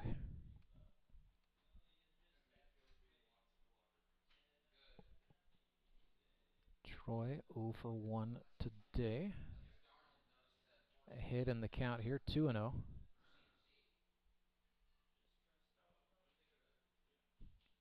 Showman trying to keep the pressure on. 2 outs. They've got a runner on first. Swing and a miss.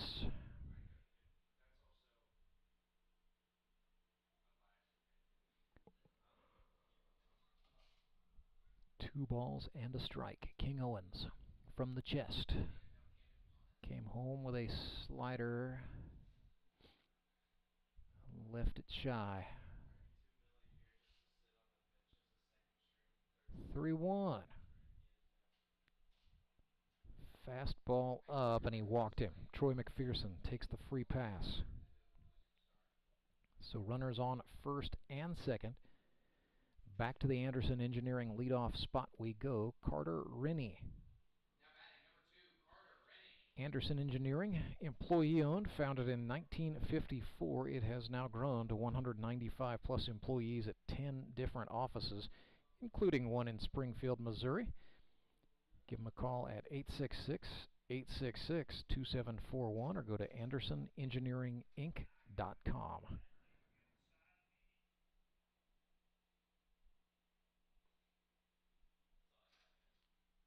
One and one to Rennie.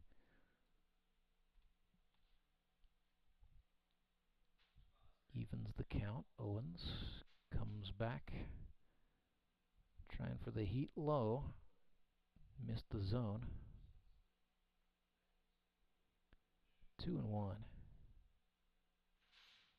Fastball. It looked like the same pitch, just with a little bit more authority on it. 2-2.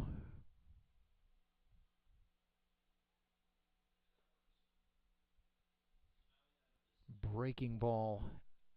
Swing and a miss. Rennie goes over the top.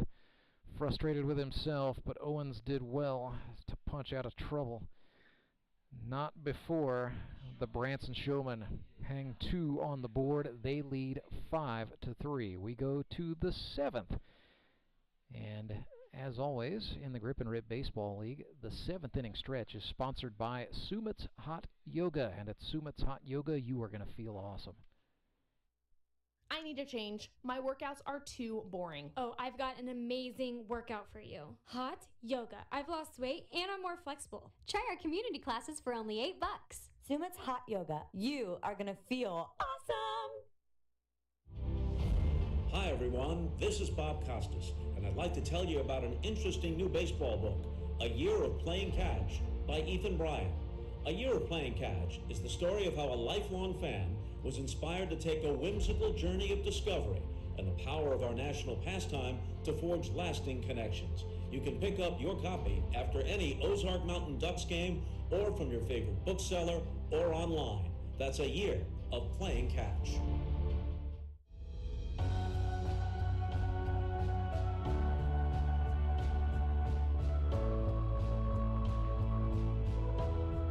Well, the Branson Showmen had Seth Burns up. I mean, he is still up in the pen. However, he is resting and leaning on the fence, so it looks like he is willing and able. But for the moment, Cole Rourke, the Branson manager, sticking with himself. 5-3, they lead it. Top of the 7th. And Rourke signals out into the right field pen for Burns.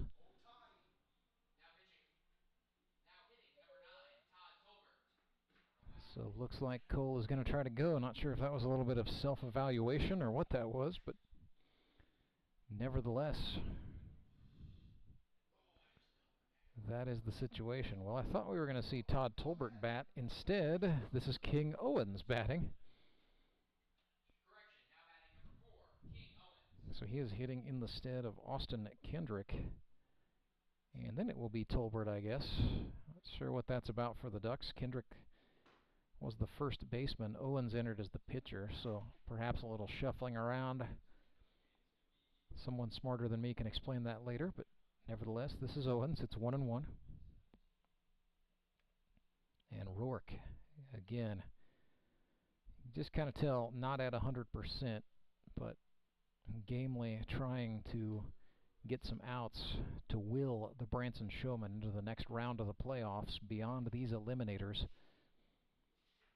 trying to earn themselves a little date with the Nixa Suckers.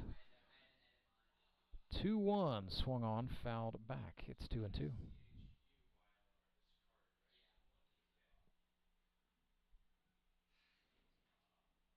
Nobody out.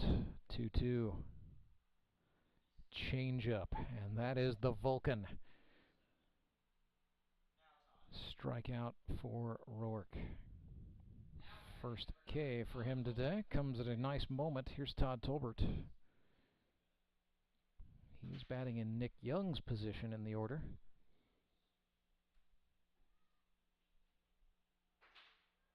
Although as I'm looking down there, Young is in the on-deck circle, so I either missed a spot on the card. I'm not sure what I did.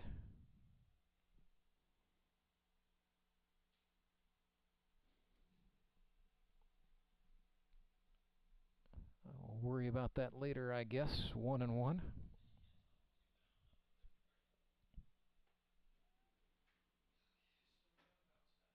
Make that 2-1.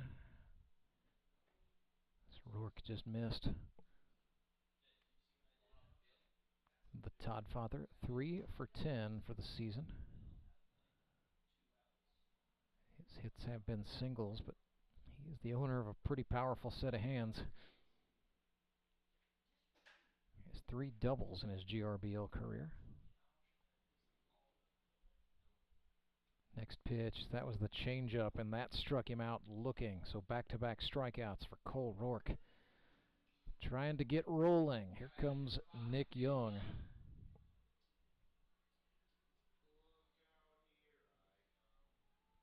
This will be Nick Young, and then the Mountain Ducks have Mark Blim in the on-deck circle. 2 outs up.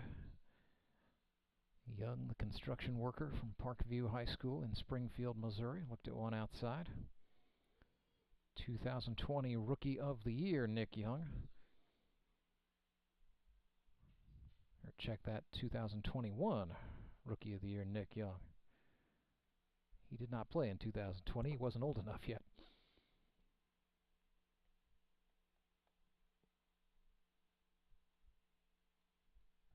Had 10 hits a season ago with the Mountain Ducks. He's down here 1-2. He is 1 for 2 today.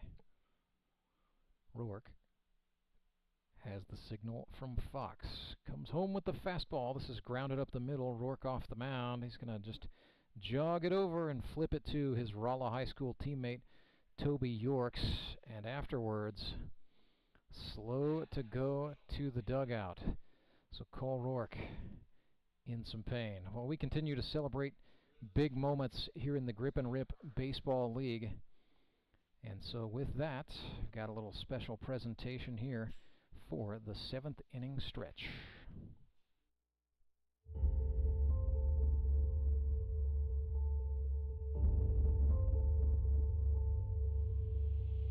Well, he just jumps on the first offering from Burns. That's toward the gap in center. Nice cut, but Leggett's going to go for third. He will get there, and the Mountain Ducks have first and third. Nice piece of hitting from Skylar Carter, the 60th hit of his GRBL career. Everybody has that coping place of where they go to, and sometimes, even when it's not season baseball, I just go hit sometimes to clear my head. And so this league has meant a lot more than I think what people realize, and probably Tony's too, but it just allows me to come out here and have fun and not think about anything else. 3-2, swung on and hit out to center field. On the horse to get it, a leaping grab from Skylar Carter. Magnificent. Outstanding play. Ozark, Missouri's own Skylar Carter is batting 66 of 183. 26 runs batted in, 15 doubles, and 10 triples. He won the inaugural MVP award in 2016 and then a Gold Glove award in 2018. His name is on the Howard Bell Trophy twice, and his lifetime batting average is .361. Carter is the first player to get 50 career hits and is the only player to have more than 60 hits. On behalf of everyone at the Grip and Rip Baseball League, we are proud to announce the newest member of the Grip and Rip Hall of Fame, Skylar Carter.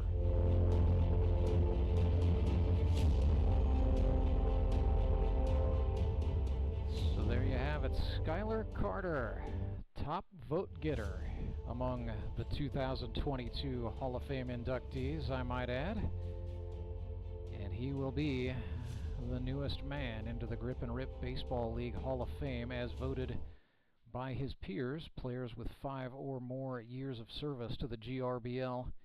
October 23rd, Championship Sunday, Skylar Carter will be inducted into the GRBL Hall of Fame, and we're not done yet. We announced Andy Galley from the Springfield Mets will be part of the 2022 class, and we have got one more Hall of Fame induction to announce before the day is done. But first things first, for Skylar Carter and the Mountain Ducks, they are down 5-3 in this playoff eliminator, so they are looking to try to make their way back into this game. Nick Young goes to the pitcher's mound in what has been a season marred by injuries and soreness. He thinks he can go today. 5 innings pitched for Young here in 2022. 3 hits, 11 strikeouts, and a single walk. The ERA 0.00. The win-loss record 1-0. That was in the season opener, and Nick Young has not pitched since, dealing with some shoulder soreness, I understand. He was very good in 2021.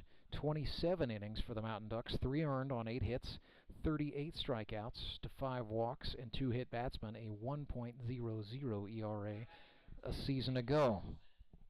A lot of uncertainty here as Nick Young faces Jacob Carlson in the bottom of the stretch inning, 1-0. Carlson 2 for 3 today, with the Showmen leading 5-3.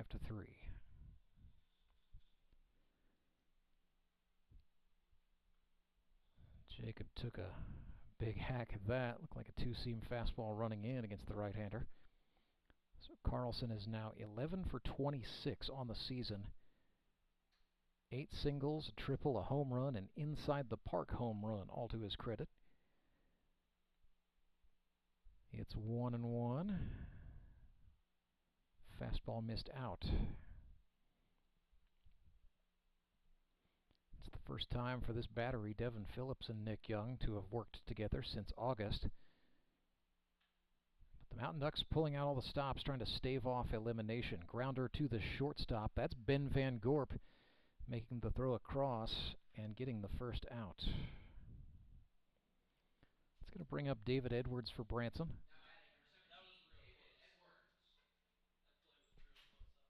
So David today,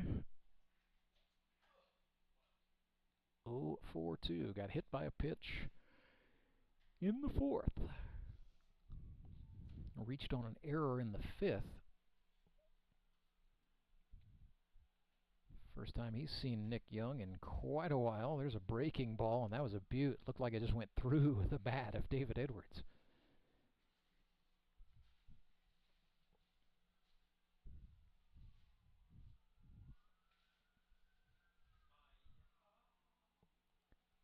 Oh, 1.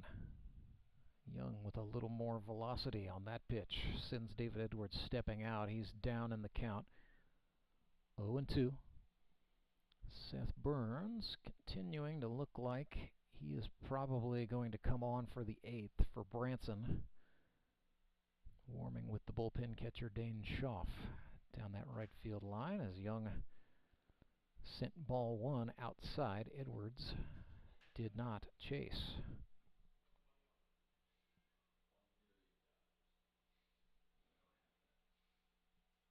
The 1-2. Young ran a slider off the chest protector of Phillips.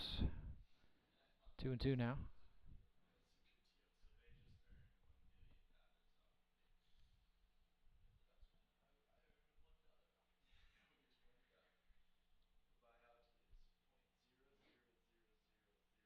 One out, nobody on. Swing and a miss. Nick Young got David Edwards on strikes for the second out. Toby Yorks coming up here.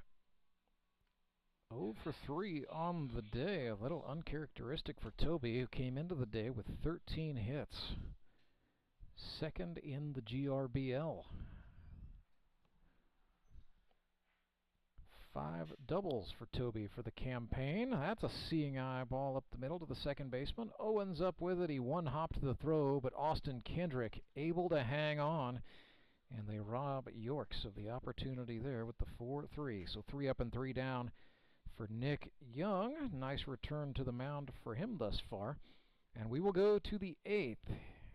Here's another special announcement. Our third and final Hall of Fame induction for 2022.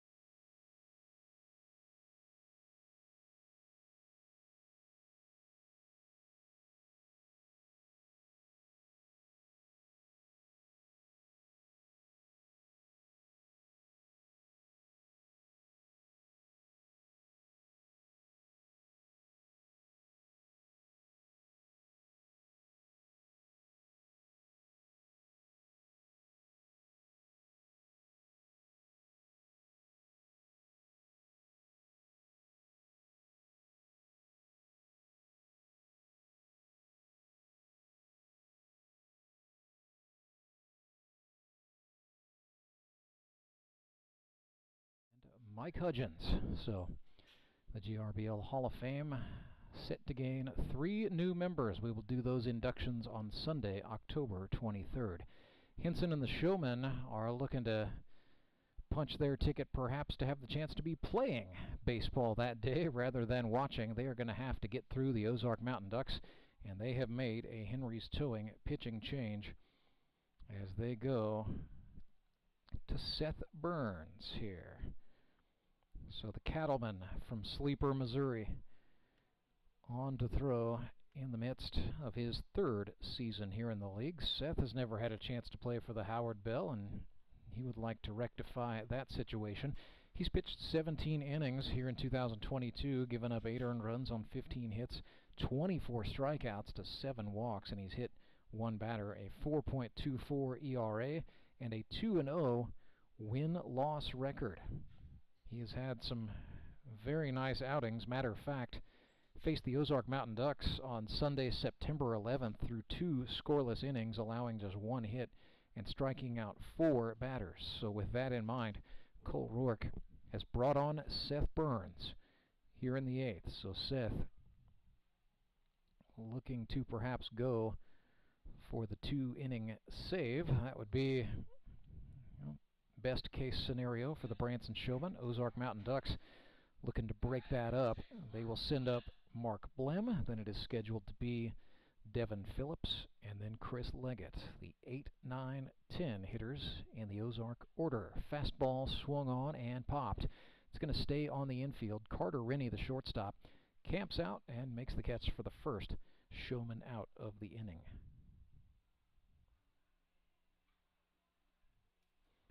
It's going to bring up Devin Phillips, veteran of the U.S. Army, now working as an electrician. He is from Willard, Missouri. It's kind of my understanding is he chose the Army over perhaps trying to go play junior college baseball. Just thought that was the right move for him at the right time. He was an infantryman. Down 0-1 here to Burns, who ran one in.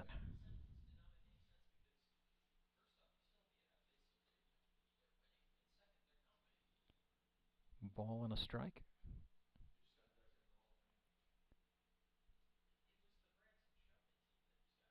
Breaking ball in the dirt.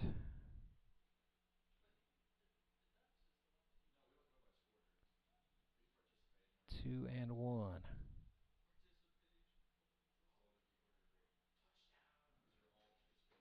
Burns comes home with the fastball. Phillips pops this one up. That's going to carry back up and over the screen into the seats. Definite chance to score a quarter for somebody.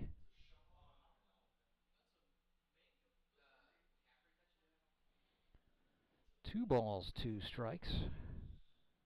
Burns, next offering to Phillips. That's the fastball. Didn't get it full up.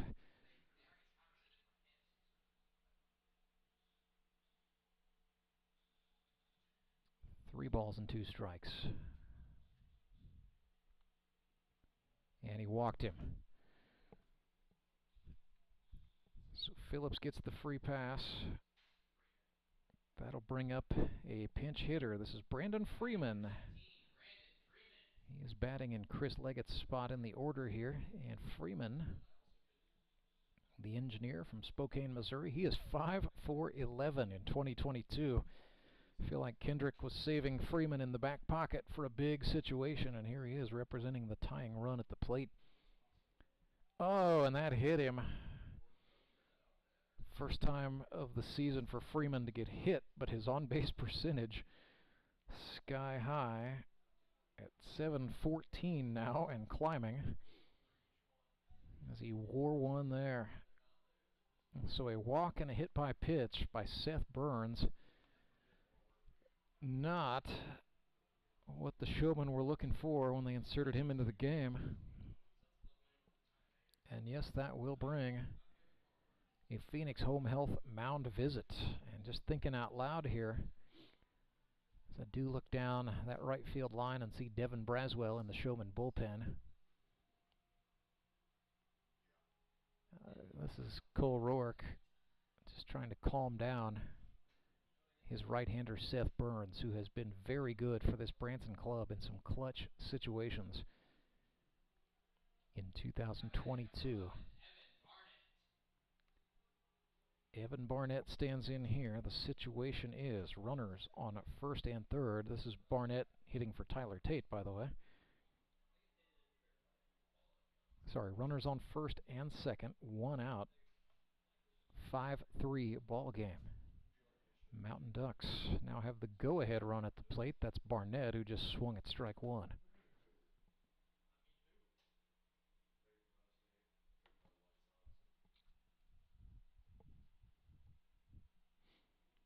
Burns from the chest. Fastball caught the lower part of the zone. 0-2.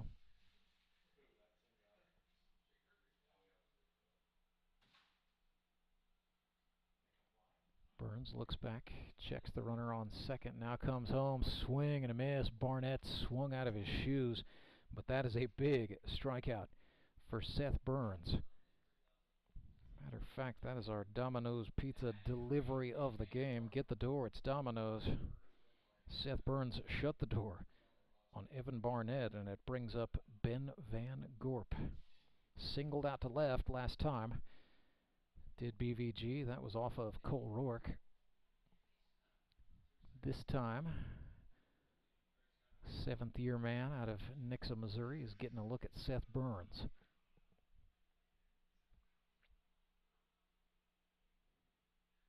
Breaking ball, swing and a miss. And whatever was said out there during that mound visit appears to have been rather effective. Ball and a strike. Fastball swung on and missed.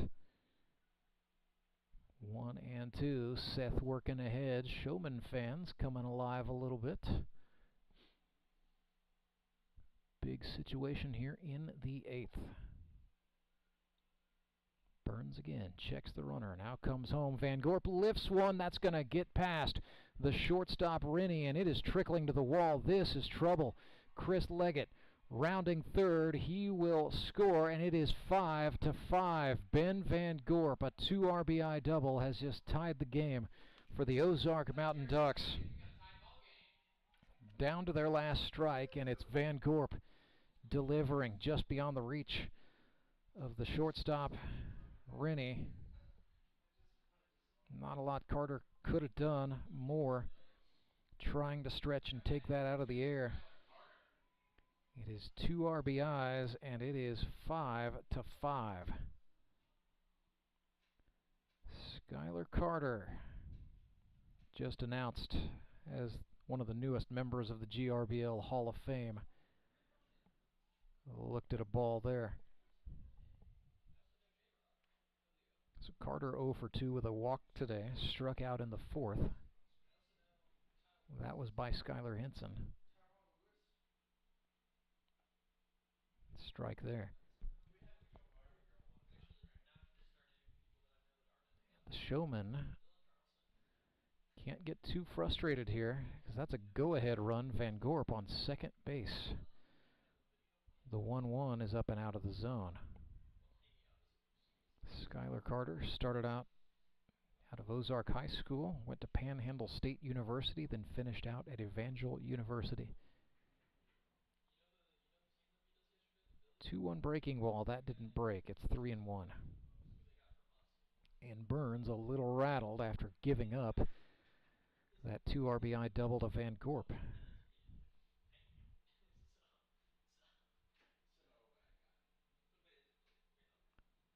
Fastball caught the lower part of the zone for a strike. That's going to load up the count.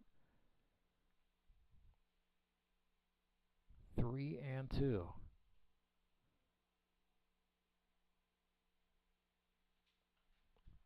Swing and a foul ball back. We will do it again.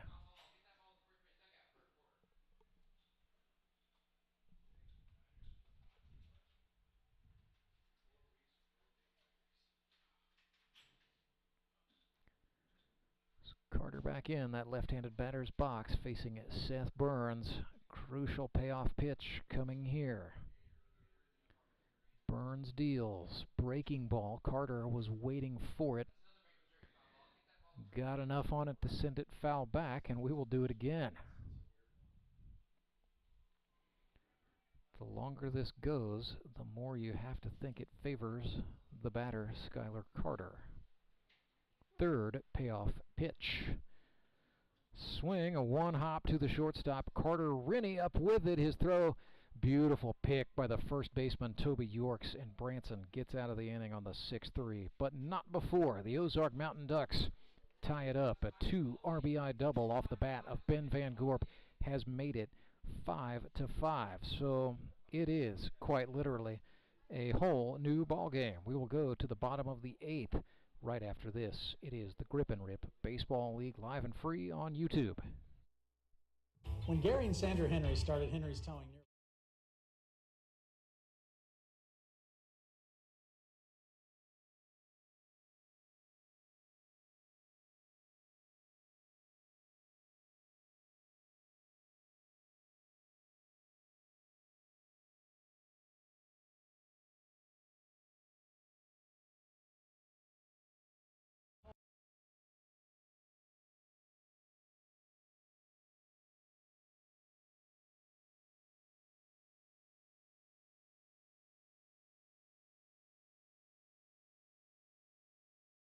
passion to turn those dreams into reality.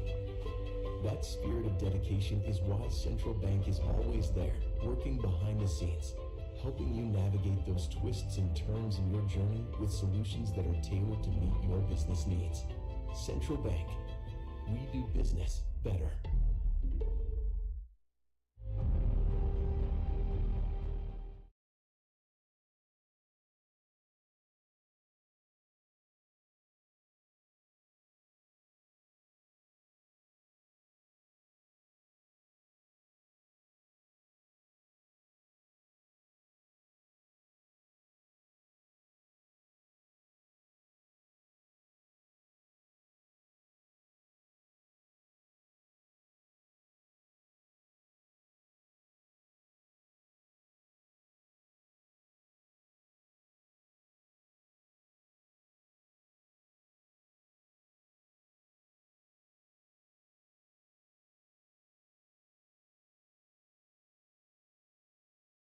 Last time, but just looked at strike one.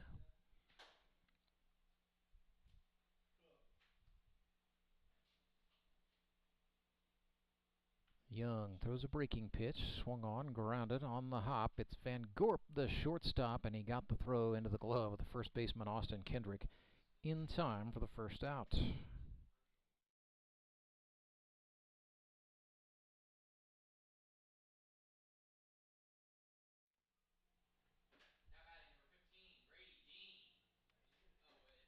Makes Brady for the season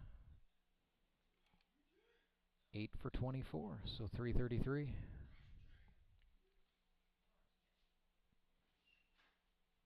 Ahead 1-0. We've talked about Brady Dean's ability to make the strike zone small. That's what he's going to look to do here against Nick Young, who hasn't thrown in a game situation since mid-August. But Young looked the part there. Slider bent into the zone for a strike to make it 1-1.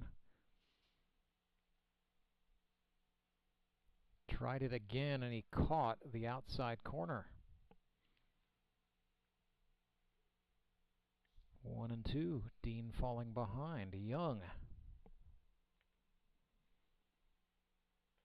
Fastball up.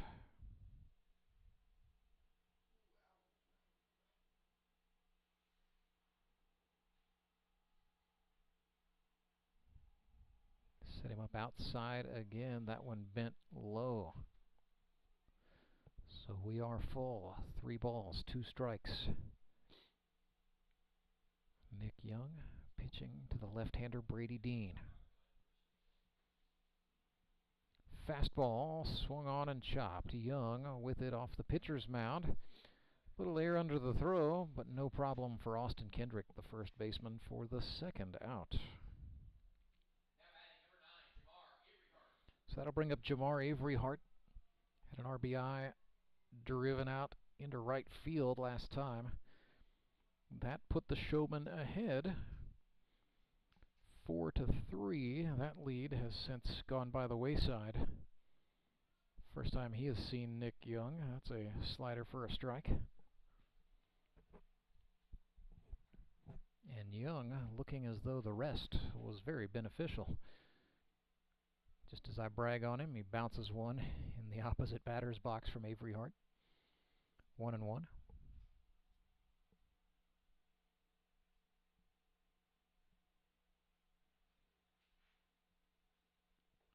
Back to the fastball that ran down and in.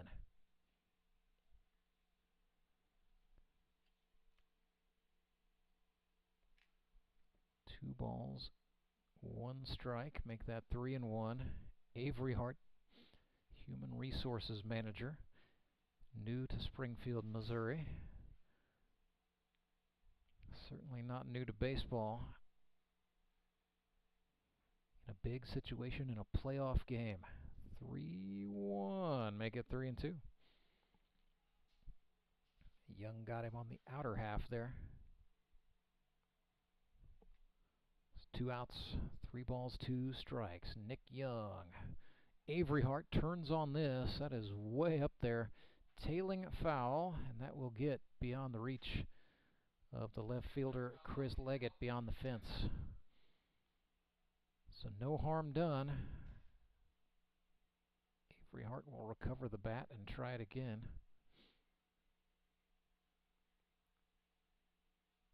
Standing in against the big right-hander Young.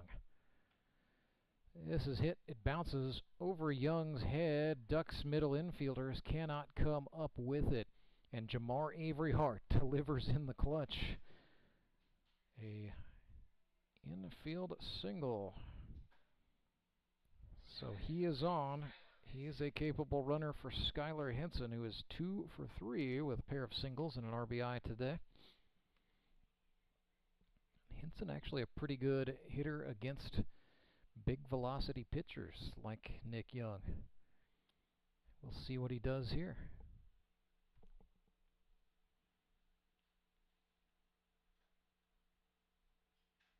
Fastball goes out. It's a wild pitch. Phillips back to the screen to get it, but absolutely no problem for Jamar Avery Hart to advance. So into scoring position goes a potential game-winning run for the Showmen. 2 outs. 1-0 to Henson.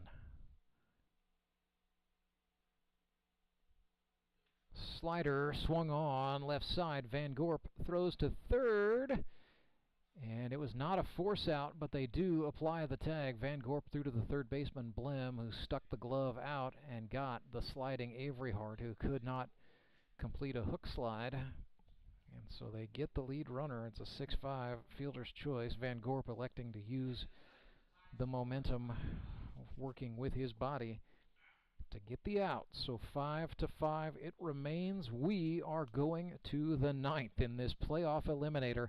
All knotted up, 5 runs apiece. Don't go anywhere. We will bring you the commercial-free 9th inning presented by Central Bank right after this. When times are tough.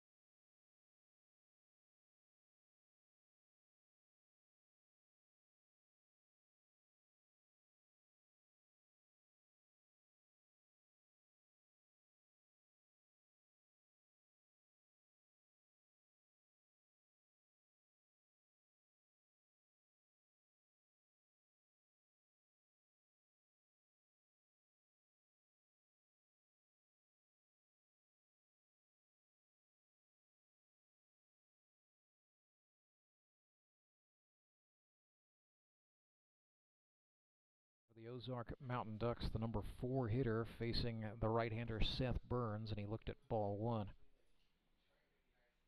Lewis 0 for 2.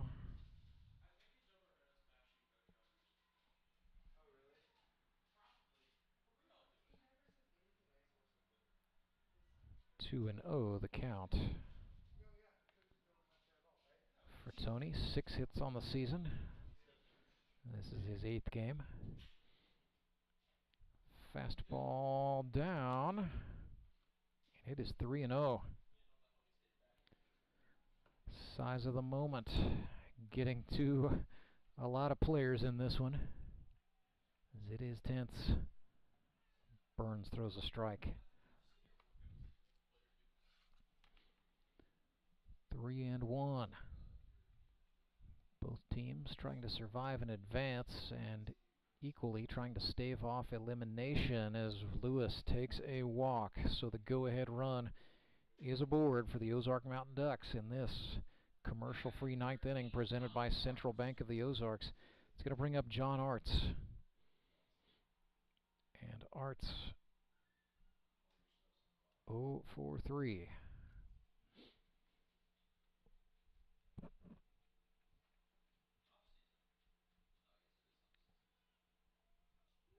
Breaking pitch missed up.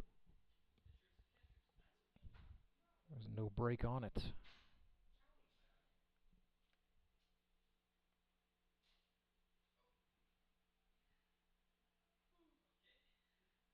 Just a 2-step lead for Tony Lewis as Seth Burns missed outside. And all of a sudden, command starting to fall off for the right-hander. Burns from the chest. Again, missing out against the lefty Arts.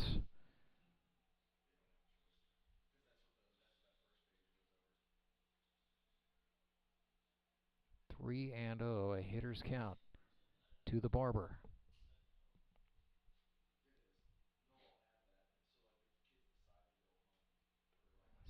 Seth missed up, and that is going to get the Branson manager out of the dugout and out to make a Phoenix Home Health mound visit. Back-to-back walks.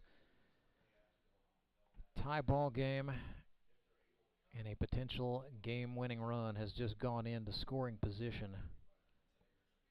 Nobody out. Austin Kendrick scheduled to hit for the Ducks, and that is going to be all for pitcher Seth Burns. Cole Rourke is going to go to Devin Braswell, the left-hander. Coming on, first things first, he's got to stop the bleed, and then after that, got to think about trying to still save a win. Right now, we are tied. So Devin Braswell, it's a Henry's Towing pitching change for the Showmen. Well, Devin Braswell out of Hollister, Missouri, now lives in Ozark. He's 35 years old. Went to the University of the Ozarks in Clarksville, Arkansas. Saw action all 4 years with the Ozarks Eagles. Before that, an honorable mention All-State pitcher for the Hollister Tigers in high school. This season, Braswell, 11 2/3 innings pitched. He has allowed 11 earned runs on 18 hits, 14 strikeouts to 5 walks, 3 hit batsmen. 6 of those 18 hits have been for extra bases, so a high ERA for DJ at 8.48. Last outing was a week ago, October 2nd, against the Moon City Mavericks. In a 15-3 loss, Braswell gave up 3 earned runs in 3 innings, allowed 6 hits, also struck out 6. If you go back to September 25th, had a gem of a day against the Nixa Suckers, where he had 2 scoreless innings, scattering 2 hits and striking out 3. So it's been a streaky season for Devin Braswell, who had a great one as a rookie with Moon City last year en route to helping the Mavericks win the Howard Bell. Through 20 1/3 innings, allowed 4 earned on 22 hits, struck out 24, walked just 8, and his ERA was 1.77. So Braswell is almost a question of whether or not he was going to try to come out and compete this fall. Had some soreness in his arms that really slowed down his preparation for the season. But again, He knows how good he can be. And let's see what he's got today. Braswell, left-hander, wears number 5. Fastball, breaking ball, and a very lethal changeup that is difficult to spot. See what he does against Austin Kendrick.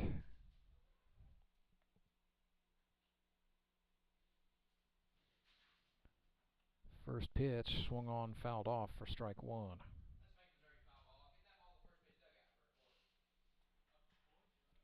So nobody out, runners on first and second for the Mountain Ducks. The score, Ozark 5, Branson 5. Showmen out hitting the Ducks 9-6, and we are in the top of the 9th. Devin Braswell sends the 0-1. Bounced a hook in front of home plate.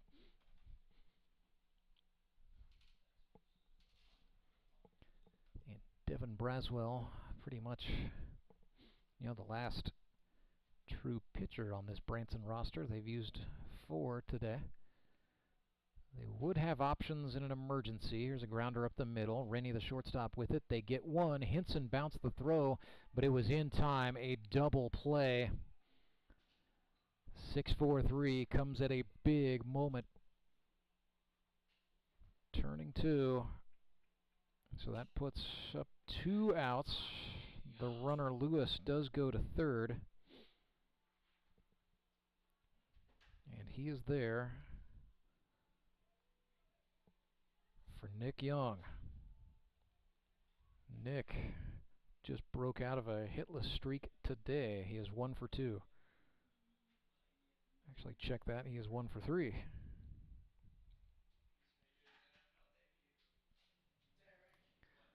Singled out into center field off of Skylar Henson back in the 3rd and then scored a run. He has been quiet since.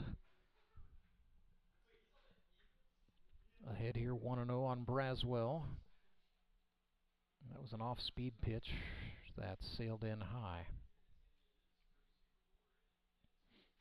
It's 2-0. Both first and second are open. 2 outs. Runner at third for the Mountain Ducks is Lewis. He is the go-ahead run. Ooh, and there's that changeup from Devin Braswell. Got Nick Young to attack it, and then it just rolled off the end of the table.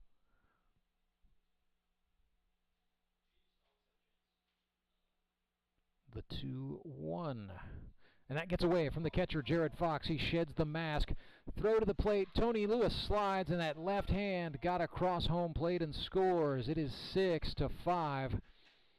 The Mountain Ducks out in front, taking advantage of the slightest window of opportunity. Tony Lewis, great job to dive across and get that left hand down underneath the tag on the wild pitch. So 6-5. Young still batting. It's a 3-1 count now.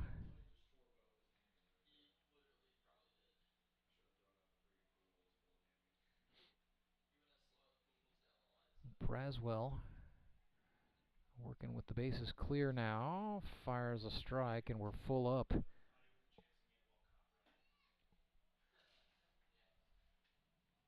DJ trying to limit it here, giving his team one more chance. There's a strikeout for Devin Braswell, but the damage has most certainly been done.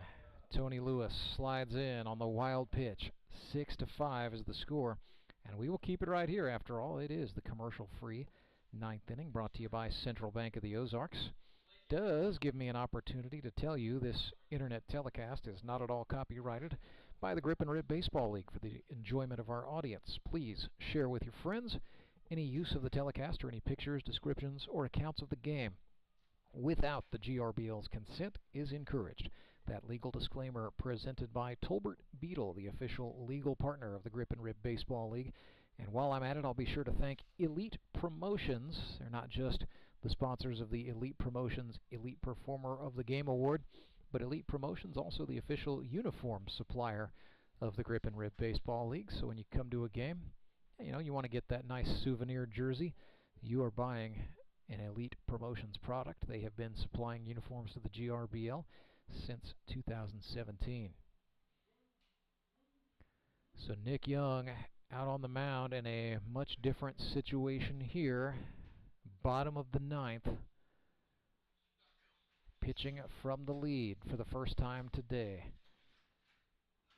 6-5 is the score. Mountain Ducks in front, trying to pull off the upset. And no matter who wins this game, they're going to end up playing against the Nixa Suckers Sunday at high noon. That is Sunday, October 16th at high noon in the GRBL playoff semifinals. So here's Troy McPherson batting in the 9 spot. 0 for 1 today, strikeout and a walk. Showmen have Carter Rennie and Jacob Carlson waiting in the wings. 1-0 to McPherson. Breaking ball swung on and missed. Troy took a big cut, but Nick Young got it by. The 1-1. Another breaking pitch, another strike. That one looking. 1-2.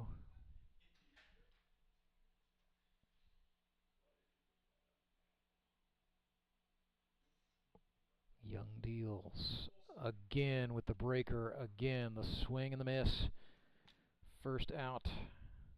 A strikeout by Nick Young. He's got 2 of those today.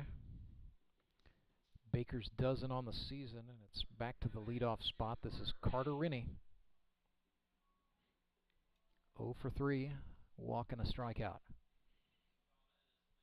Young, that breaking ball was outside and low.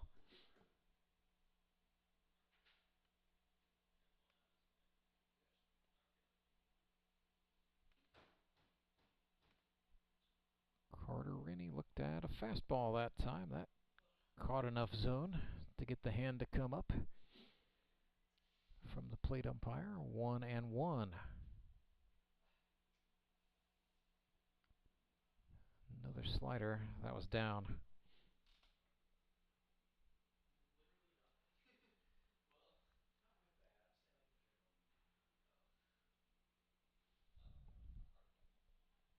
Young again with the slider. Knee high for Rennie. Counts even 2-2. Fastball swung on, grounded into play. Lewis, the second baseman, up with it, and then the exchange did not occur. Carter Rennie reaches E4. And so Rennie, who represents the tying run, is at first. This is Jacob Carlson. He's the go-ahead man. 2 for 4. Grounded out to the shortstop last time. Had singles in the first and the fourth. Tremendous opportunity for Carlson. 11 hits on the season, and yeah, understandably so. Swung out of his shoes trying to attack a fastball there. So Carlson, 11 for 27.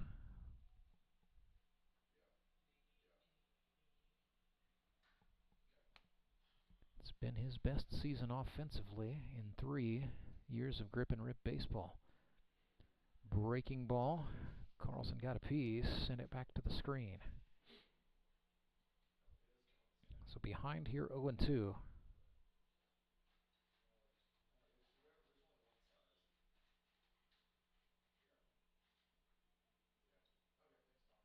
Carlson stands in. Young comes set from the chest. Fastball. Swing and a foul. Or no, that's a dropped third strike. Carlson is out. And that is a big out for Nick Young. Showmen are down to their last. David Edwards.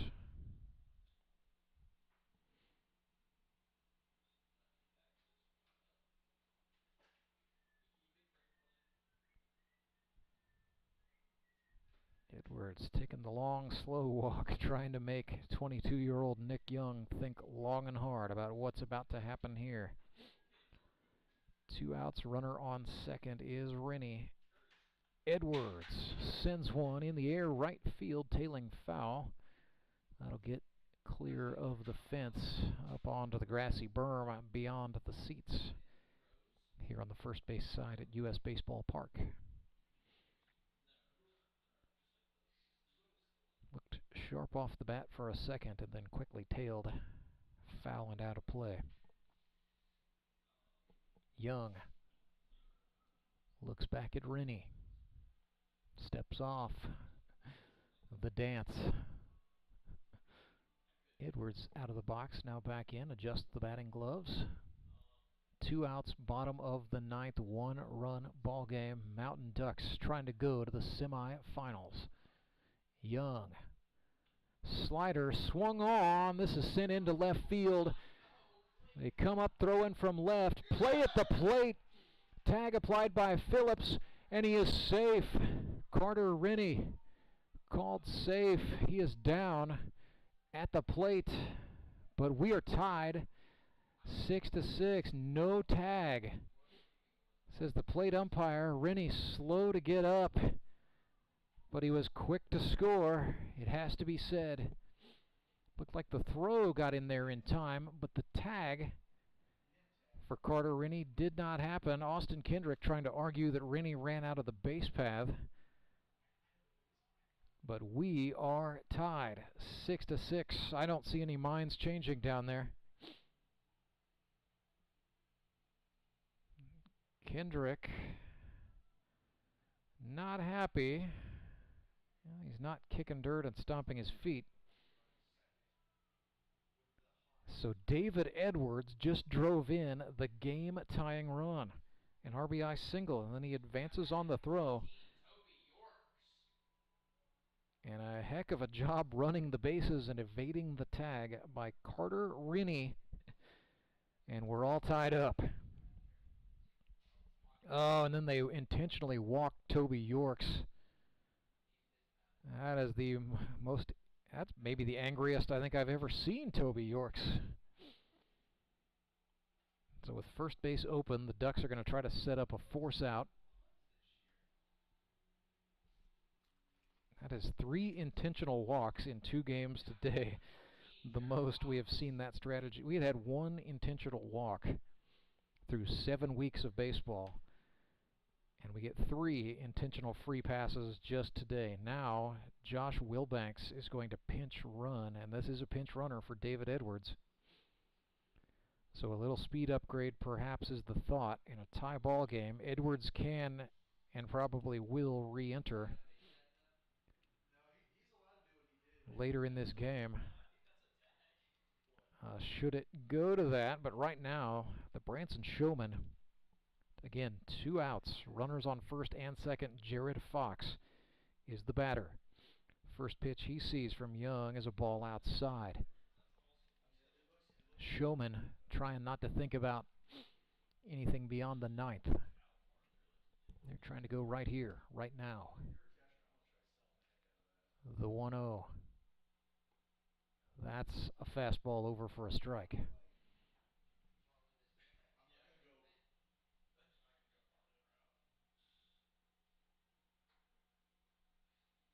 One and one. Infielders in a touch for the Mountain Ducks. Slider, yes. Caught that inner half. And Nick Young jumps out 1-2.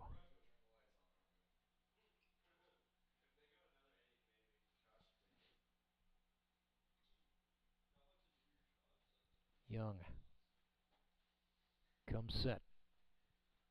Fires home. It's a slider. Fox lifts this one in the air to the gap in left center field. Wilbanks touches third. The ball trickles to the wall. Wilbanks is across.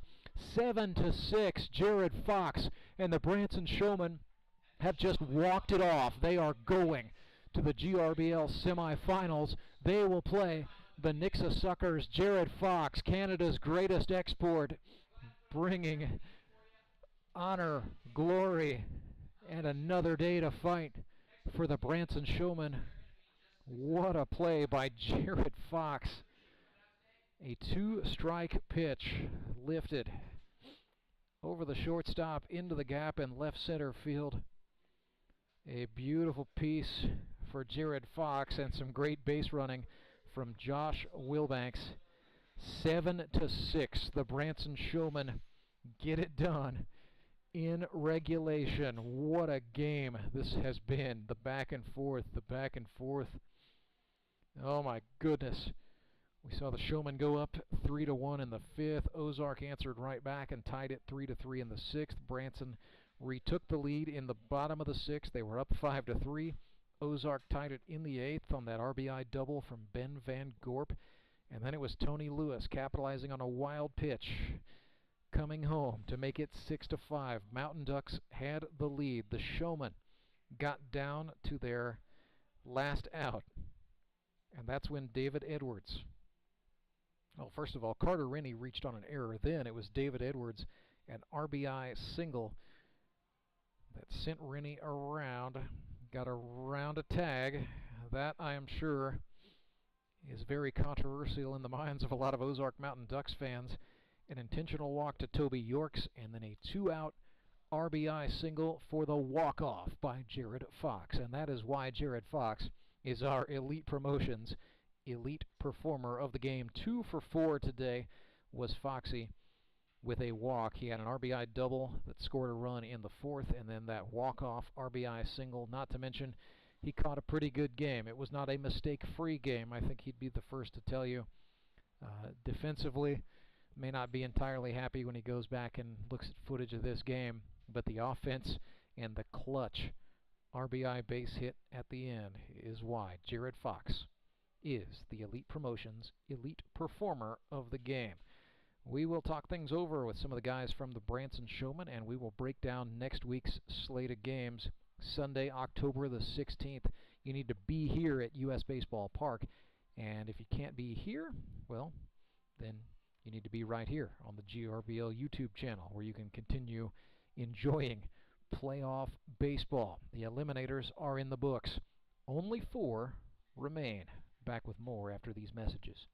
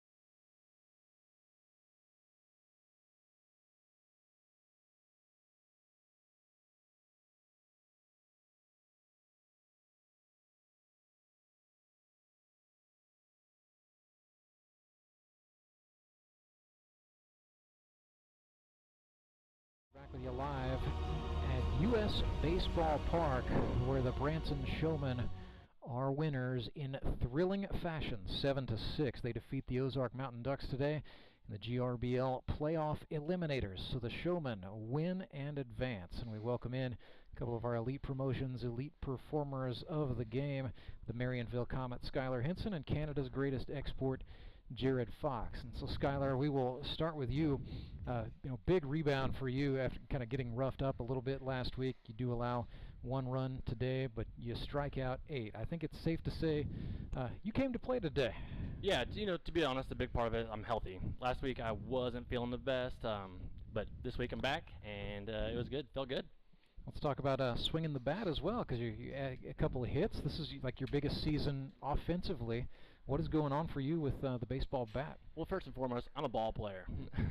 I like to play, and hitting's part of the game, and it's always something I enjoyed doing. I just was a pitcher in college, so it's good. Feels good to get up there at the plate and swing it well. Don't know if it's really helping my golf game, but you have your whole rest of your life to worry about golf. This is exactly. Baseball may be for a limited time, unless you go the route of a Dane Shaw or a Todd Tolbert. And I'm gonna try to beat Dane. That's all I'm saying. So, it goes without saying, huge win, and I know, Skylar, your name is on the bell once from 2020, but your chance for another one lives on. What does that mean to you, just to advance here in the playoffs? Yeah, it means one more game, right? It means getting to play this game again, coming out next week and getting to do the same thing over again, getting to compete. We have a good enough team to win this thing. So I'd like to see us go out and do it. Yeah, no, that's kind of been it's been an up and down season for the Branson Showmen, but I certainly agree with that assessment. When you guys are good, it's very good. Then let's at the end of the 7th inning, you found out you're a new inductee into the Grip and Rip Baseball League Hall of Fame. So 6 seasons in the books, you've been voted in by your peers. What does that mean to you? It means the world. I mean, anytime you get a group of guys like this and they think that you're worthy of such accolade, I mean, it's pretty special. So I want to shout out to Tony for putting this thing together. I mean, none of us would be out here playing ball if it wasn't for him and you, Rance. So thank you guys for all that you do. Thank my family for allowing me to come out here, coming out and supporting me. I mean, they're at every game, so it means the world to let them see me get to play the game still and that sort of thing. So I know you're getting married October 22nd. Induction is actually October 23rd. We may or may not force you to appear. Let's just I may or may not be here. We'll see. Well, we can maybe pull some strings for you. I'll see if I can put in a word with the big guy. So Okay. Let's welcome in Jared Fox. You're not Hall eligible yet, but you're going to get there after this year. So maybe. That's something to look forward to. You'll become a Hall of Fame voter if Get nothing a vote, else. yeah, that's right. So let's talk about the RBI single in the bottom of the 9th, down 1-2 against Nick Young, who's a hard thrower. What are you thinking as you're standing in there 1-2, and then what did you get? So he faced him a couple innings before that, and he led me out with 2 straight curveballs. So I thought he'd change it up, and he threw me a tough fastball on the second pitch. Didn't really feel like it was worthy of a swing, and then got a tough call on strike 2 on an inside curveball. And then I was kind of just choked up, get my foot down, and hopefully I can foul fastball off, but if I see a curveball, I can put a swing on it, and that's what he gave me. So worked out. I missed his curveball the last at bat, but I got it in the second one. Yeah, this was a game that had a little bit of everything. You had some big strikeout performances. We had hits. We had plays at the plate. We had both teams taking advantage of miscues. We had good base running from both teams. I mean, this was what was it like to just be out there for that back and forth? Oh, I mean, it's always frustrating. You give up the lead and stuff, and I was really banging myself up on the top of the 9th when I missed that. It would have been a strike if I would have caught it, to be honest. I think we would have got the call, but I was pretty upset, but I'm glad our team came through, and it was just kind of bittersweet that I got to come up and for a chance to win it and delivered, so that was good. And you catch 4 different pitchers today, including the boss man Cole Rourke, so that's always nice. But what about the job by Devin Braswell there to bear down in the 9th and go ahead and finish off that top half with a strikeout? You could tell warming up, he had his changeup for sure today. We didn't even go to his curveball, but yeah, his changeup was working. And like I said, we could have, if we would have got Nick on that strikeout, it would have been a lot better than going down by 1 run. But he was shoving it, and we're going to need him next week because I don't know that Cole's going to be able to throw next week. So yeah, next week you guys get the Nixa Suckers. That'll be the matchup, a high noon start. How are you liking that? A chance to maybe get a little bit of revenge. Well, I'm hoping we can get to Josh a little early. That'll be key, I think, in that game, and then just keep them off the scoreboard. So Skylar will do that first 5 innings for sure. Said up and down year for you guys. Just what has the dialogue been like? And you can both jump on this, because I've heard from your teammate Seth Burns. He said, "Man, like when we're playing well, I feel like we're the best team in the league, and then, we have these stretches where we're just not very good." So, how is the discussion going just amongst you guys with some of the frustrations and then some of the triumphs you're dealing with as well? I'll let you go ahead. I mean, for me early, it felt like we were just getting dinked and doinked all day long. We're getting weak hits, just over little flares and stuff, and that was pretty frustrating. We had some base running, some gaffes at times, but we always. The good thing about this team is doesn't matter. Well, you saw the first game. We're down 10-1. Most teams give up there. Yeah. We come back and we make a game out of it. So, I mean, we don't give up. We don't get down. So, I mean, it's just ups and downs are part of it. You just kind of hope you're in the playoffs. You don't have too many of those down moments. So. I feel like we have a good team vibe.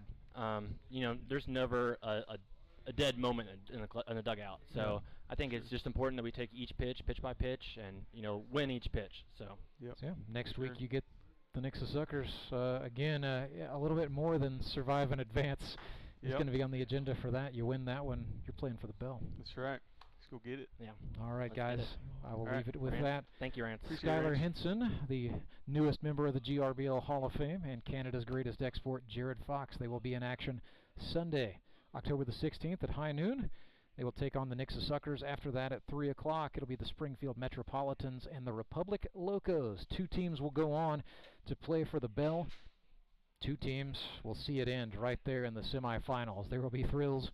There will be some heartbreak. You're going to want to be right here on the GRBL YouTube channel to see it go down. Big thank you to tonight's producer and director of the game, Derek Seiko, who's, as always, doing a great job bringing you inside looks at grip and rib baseball throughout the season. So big shout out to Derek. Thanks to my color commentator, Chandler Veet. And thank you for tuning in and making the GRBL playoff eliminators thrilling today. We saw a 5-1 victory for the Springfield Mets and a 7-6 win for the Branson Showmen over the Ozark Mountain Ducks. That is going to chase us. We will see you right back here Sunday, October 16th. If you can't be here at US Baseball Park, then please join us right here on YouTube. Until then, I'm Rance Berger. Good night from Ozark, Missouri.